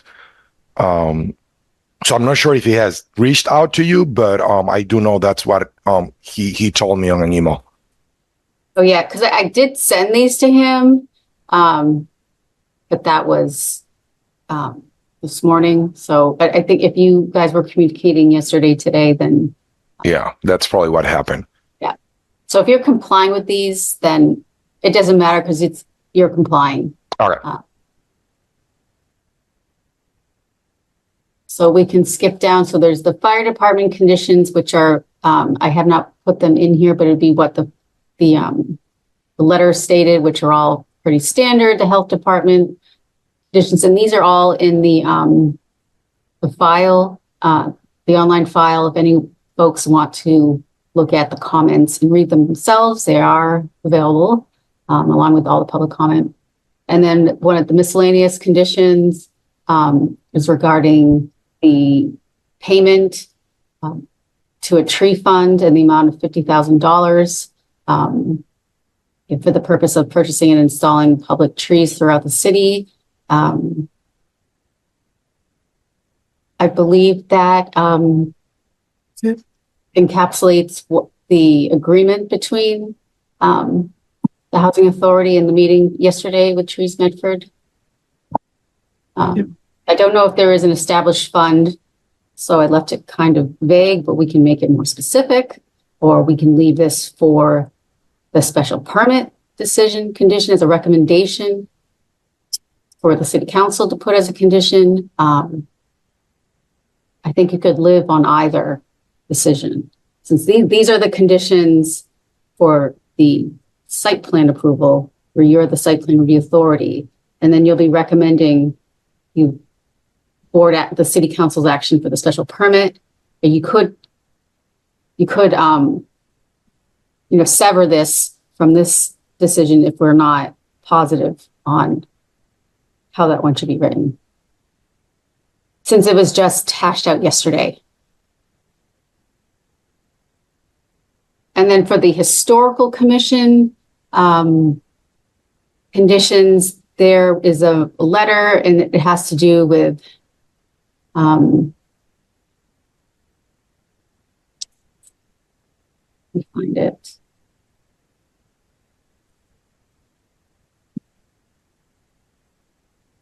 They have a letter dated August 29th, 2023.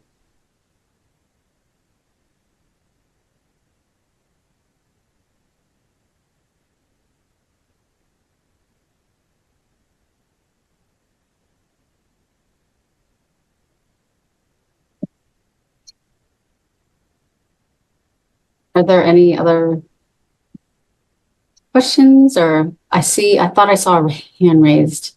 Mr. Driscoll?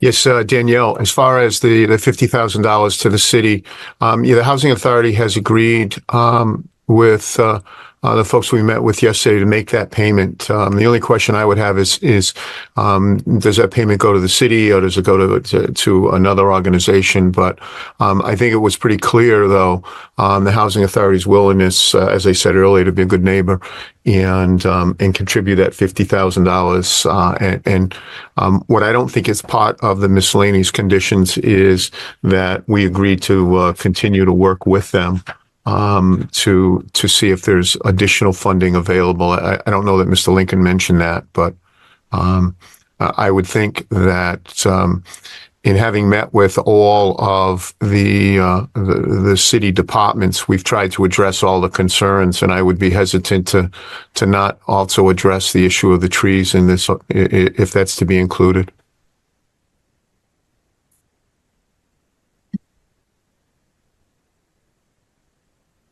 Madam Chair. Madam Chair, I see Alicia has her hand raised. Yes. I can just address the question about the fund and money.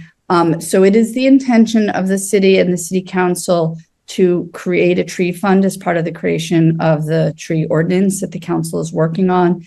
And I did actually have the opportunity to speak with the city council president earlier today, and we can either move forward more quickly on literally just a creation of the tree fund so that it exists as an entity. It would not be separate from the city. It would be a check made out to the city of Medford, for the tree fund, and then it would only be deposited into that fund, which will be set up as what is typically referred to as a revolving account for tree purposes.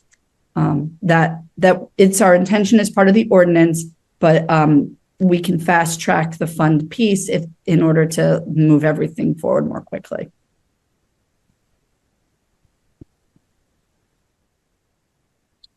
Meaning if we were to decide on it as part of the site plan review?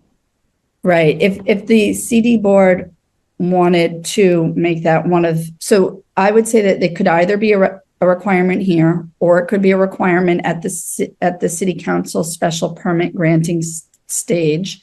But we would move forward with setting up a tree fund sooner rather than later if there were monies to deposit in that fund sooner rather than later. Is there a reason that this condition isn't to be satisfied prior to the issuance of the building permit? That would be my expectation. All of the conditions with site plan review Right. would be prior to the issuance of the building permit. I just, the tree ordinance, it could be approved in a month, or it could take us 6 more months. We've been working through various details on it. So, and I would absolutely not allow that technicality to hold up this project. We would figure that out. At the very least, the city could hold it in internal escrow until the fund was set up. That would be our expectation, that would work, to have it as a condition of issuing the building permit, and then that we would be in a fund that the city would establish and may be adjusted when the ordinance is enacted. Are you suggesting adjust the amount? No, I'm just suggesting that your fund may be different from what we, at the time that the building permit is issued. The fund into which those funds are deposited may change once you actually establish the ordinance and establish the fund under the ordinance. Right. And so it seems to me that if the language, yes.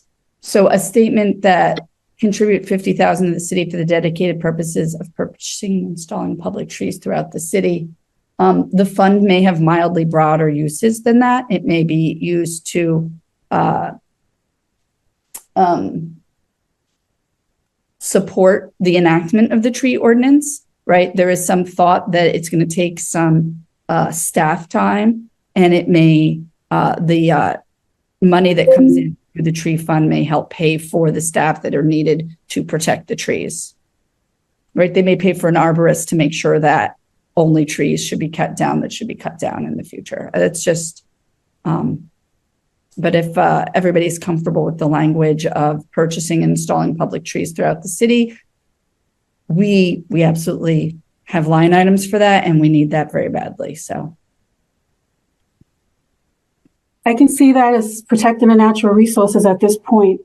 Yeah. But I'm just not seeing how it would be incorporated into the site plan review, but maybe definitely the special permit as a recommendation. I would like to know the temperature of the rest of the board.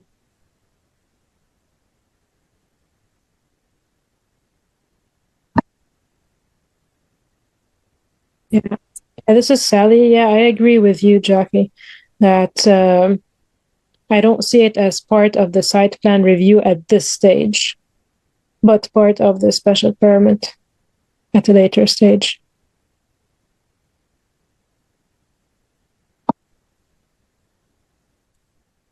Thank you, Sally. Anyone else?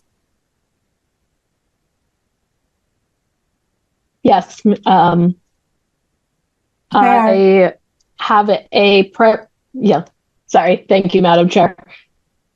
I have a preference for allowing the broader use over the very narrow use, but I am open to the kind of logistics of that being done at another meeting if we do not feel that that's appropriate at this moment, but figured it was worth saying that.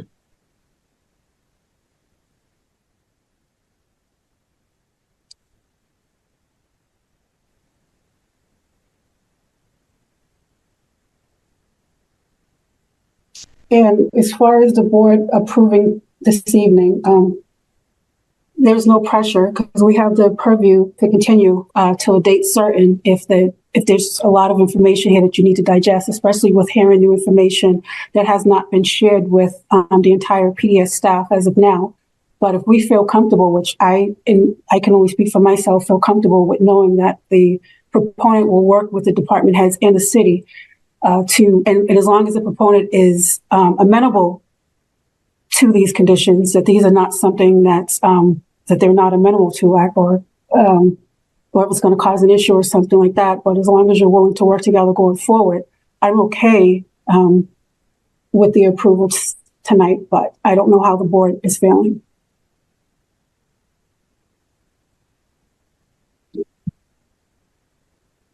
Madam Chair, can we note that the conditions have been reviewed by the proponent and the proponent has accepted the conditions? So we would not like the board to think that we have any issues. We've worked through them, and the Medford and their consultant and the design team have been in consultation, and we have settled on these conditions. Thank you very much, Attorney Kilson. This is Sally again. I feel comfortable setting a motion to move forward. The presentation basically covered all the aspects, if not most of the aspects that are usually concerning when doing a site plan review. And the presentation was clear, answered concerns when it comes to the neighboring houses and the neighbors. So I personally feel comfortable to move forward.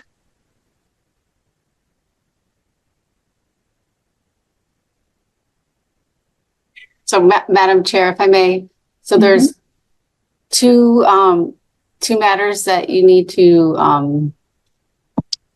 vote on tonight. One is to make the findings that this meets the criteria for approving a site plan and adopting the conditions. And then there's the matter of the plan development special permit, whether you want to recommend that City Council approve it. Yes. So at this point, what I'm looking for is a motion to approve with conditions as set forth. Site plan review for 1 and 3 to 20 Walkland Court from Medford Housing Authority, and that excludes miscellaneous conditions. I'm not even sure if that's proper language, but approve with conditions minus the miscellaneous condition for site plan approval. I Sally motion. Does that I sound? second. And before we actually do the motion, does that even capture the approval properly? That you find that it meets the criteria outlined in the ordinance for approval of a site plan subject to the conditions. Yes, in accordance with Medford zoning ordinance, the Community Development Board has found approval that is consistent with the performance standards as described in section 6.4 of section 11.7.10. Does that need to be stated for the record? It also meets the proposed development standards as listed in section 11.7.10.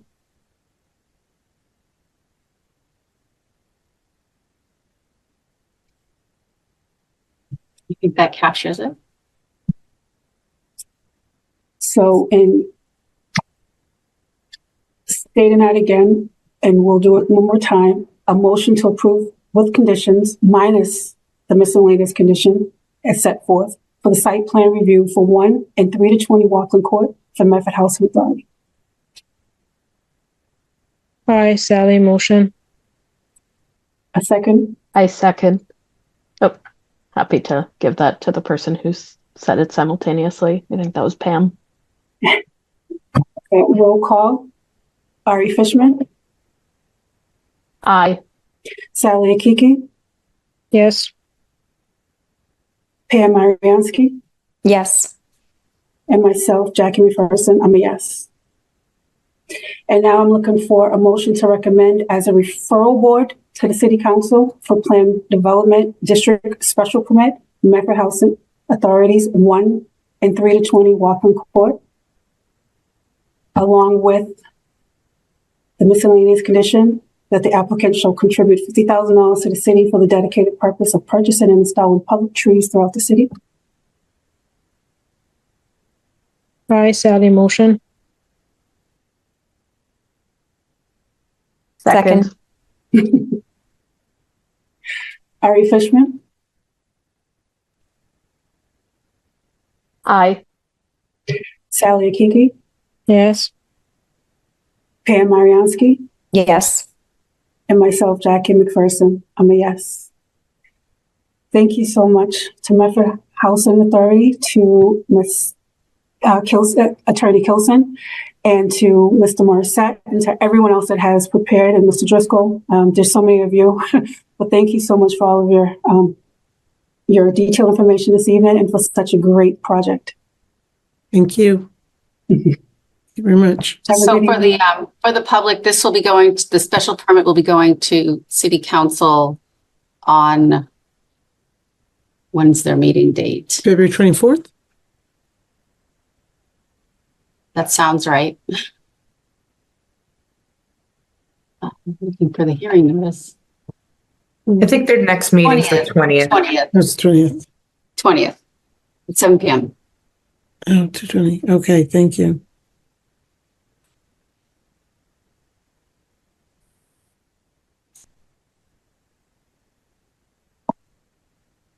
Okay, so for the board's order of business, the next is approval of minutes.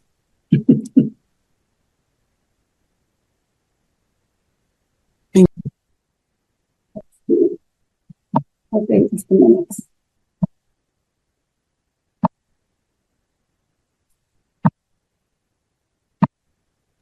A motion to approve, let's see what the minutes are. What date? So there's December 6th and December 20th. Can we do them collectively, or do they have to be called out individually? In case that you might want to do it separately in case there's anyone that wanted to recuse themselves, but you are just voting to accept them. To file them, right? Yeah. Yeah. A motion to accept the meeting minutes from 12/20/23. I motion. I, Sally, second. Roll call. Ari Fishman, Yes. Sally Akiki, Yeah. Pam Mariansky, Yes. and myself, Jackie McPherson, I'm a yes. And actually, I went backwards and I apologize, but a motion to accept the meeting minutes from 12/6/23. I motion, Sally. Second. Let's see. Roll call. Ari Fishman, Yes. Sally Akiki, Yes. Pam Mariansky, Yes. and myself, Jackie McPherson, I'm a yes. And the next item, miscellaneous, or any other updates that the city may want to share with us?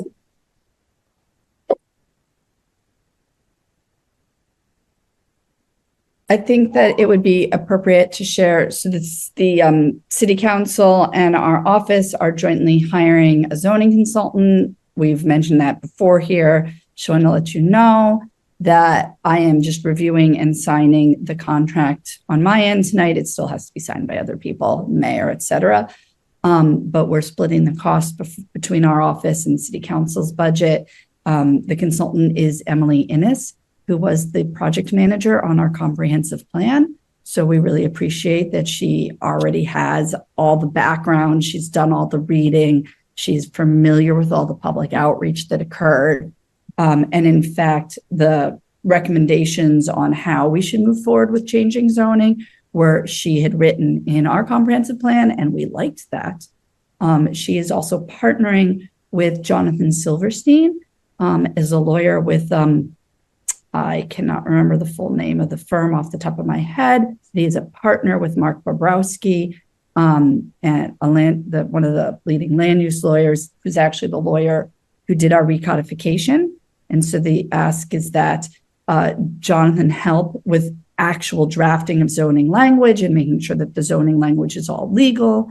And Emily help us, guide us through the changes, recommendations, et cetera. I'm putting out to you all, to the public, to everybody. We will be doing a press release. And in the press release, one of the things that we're planning to do is to ask 2 questions. One is, if you're familiar with Medford zoning, is there something, 1 or more things that you would like to see changed? Please share that with us. If there's something that you'd like to see that stay the same, please share that with us.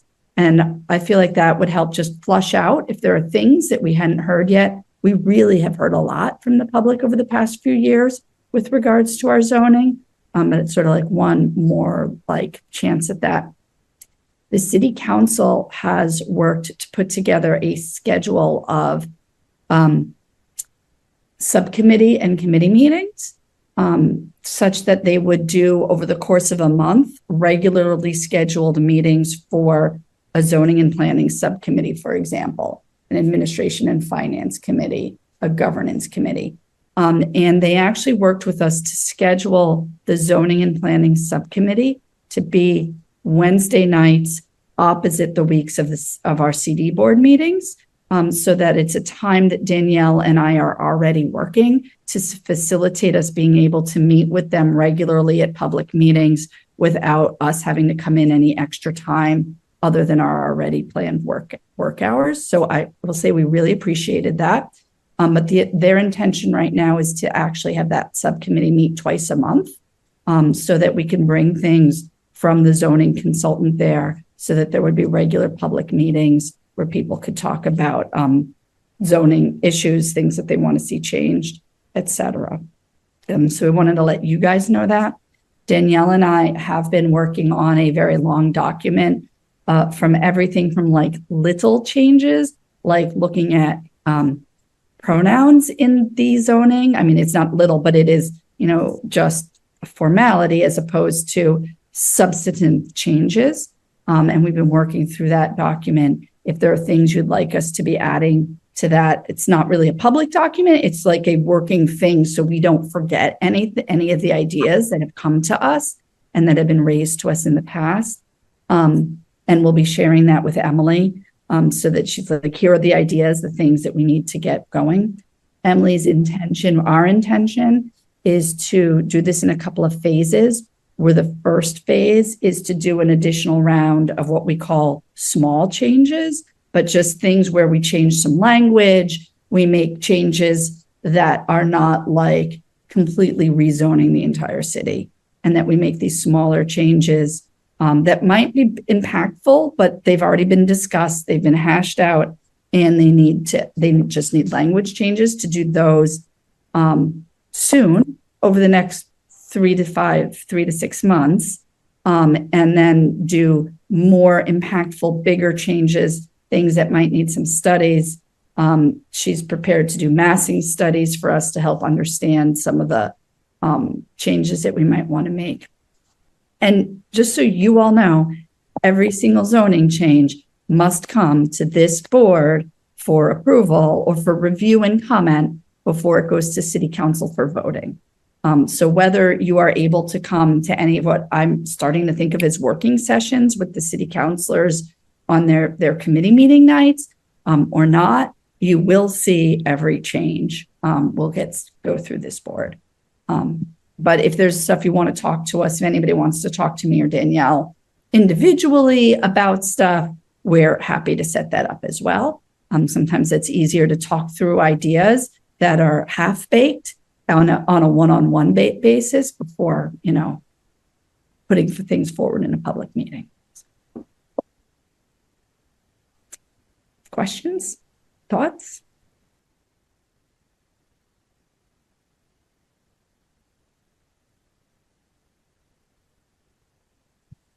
All right.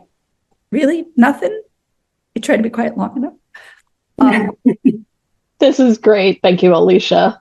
I'm excited to see how it works out. Great. And I just thought I would share, I sort of said this to some of the members before the meeting started, that in fact, we have several new staff have joined our office. We have a new housing planner. I think I should do this. I can name them all for you. But I'm always afraid of being off the cuff and misspeaking. Adithi Mugar We have a new economic development planner, Jessica Martinez, and we have a new economic development director, Sal DiStefano. So we're very excited to have all this new staff on board. I wanted to put a shameless but very, very beneficial plug out for CPTC, the Citizens Planner Training Collaborative. We're having our annual conference at the Holy Cross on Saturday, March 16th. I say we because I'm a board member, and it's been a lifesaver for me, especially being a new board member previously and not working at the local, being a planner, but not working directly in the local level, and knowing how to handle municipal planning and land use. And that's pretty much what it is. It trains up planning boards and municipal planning staff on the use of land, on land use, like the newest trends. And part of what the annual conference, what I like about the annual conference as opposed to like just the webinars or the on-demand training, is that there's going to be everything there. You mentioned Emily Ennis. She's doing like a site plan review. So again, this is a shameless plug for March 16th. It's, I think, not only for your staff, Alicia, but for not that you want to give up your Saturday like I am, but it's a wealth of information that that people can really get and to use going forward here on the board or in your planning career, like if you are a planner.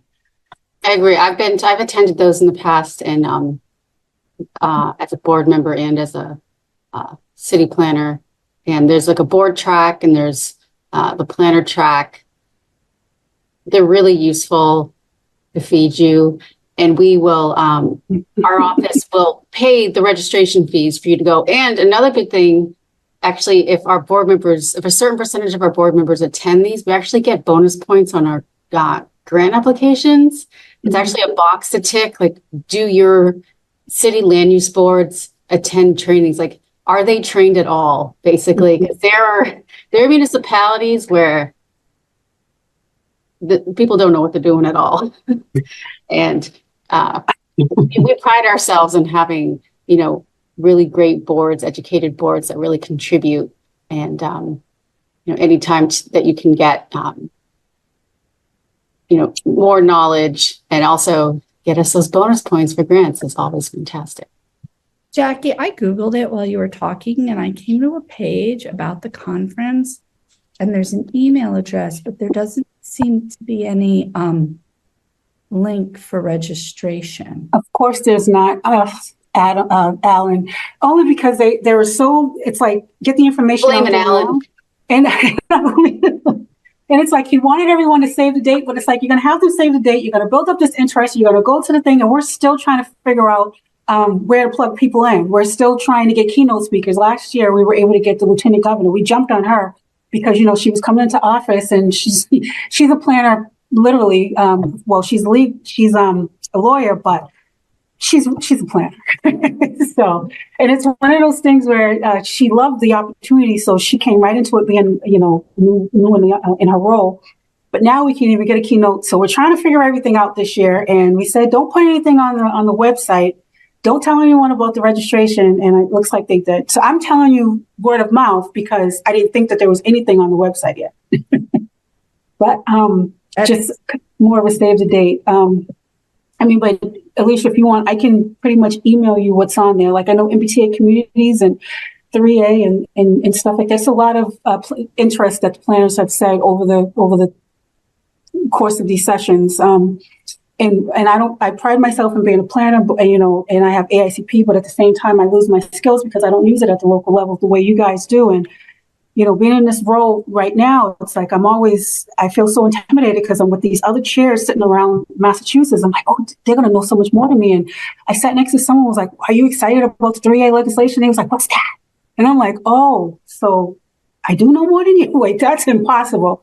So anyway, this is hugely needed. I want to humble myself and say there's a lot of things that I'm still learning too, but boy, is this needed. Boy, is if anyone's interested. Right. If you want to send something around to the whole board, because we are missing several members today. Okay. I'd like to invite all of our staff, that any of them who want to attend. I mean, there's no price there, but these are not expensive compared to some things. No, so they're different. This is Gonna break my different from, bank. this is different from the webinar. And in our conference now, not only is it in Worcester and Central Massachusetts, but you do get fed, like Danielle said, but it's an all-day event, 8 to 3:30, and but we've gone up to $100 for the registration now, just to let you know. So when you said it's still pretty much affordable, but it's a little bit more than what people. APA charges like $1,800 just for registration. And except for the core courses like the comprehensive planning, zoning, and things like that, you get AICP credits if you're AICP. If anyone cares about that. So I just wanted to let everyone know. I don't want to like drone on and on about that, but I did want to send that plug out, especially when Alicia mentioned Emily Ennis, because she is there, and some of the other people that are hands-on with helping planners like Julie Barrett. They'll be there. My agency is there. We can't get the secretary to do economic development plan, but we are going to do a one-stop session like we did last year. That's AICP credit too. So. Yeah, we can pay for any of the board members who want to go and any of our staff who want to go. It sounds like it might be appropriate for zoning board members and yes, definitely. This is for all municipal, this is zoning and definitely zoning board of appeals and and planning board officials, pretty much. Yeah, there's usually like a session like how to write a defensible decision, just things like that are like super, super important for listening. Yeah. Yeah, there's this real cool one this year. They're doing like a Laurel and Hardy go to planning school pretty much. It's going to be a play on how you arrive at that decision. So that's pretty cool. So anyways, again, not to hold you up any longer, but I just wanted to throw that out there because I thought it was pretty awesome. Great.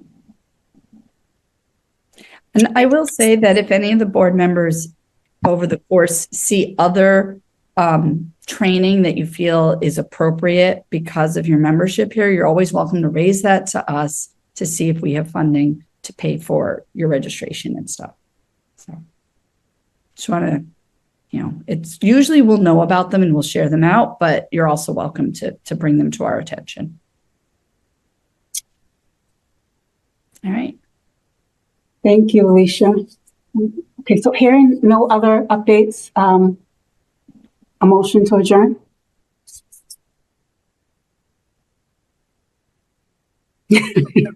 I so move. Second. You don't want to go home. We'll hang out. I second. Did anyone second that? Yeah. All right. Okay, so Ari Fishman. Yep. Sally Akiki. Yeah. Pam Mariansky. Yes. And myself, Jackie McPherson. I'm a yes. Good night, everyone. Thank you. Bye, everyone.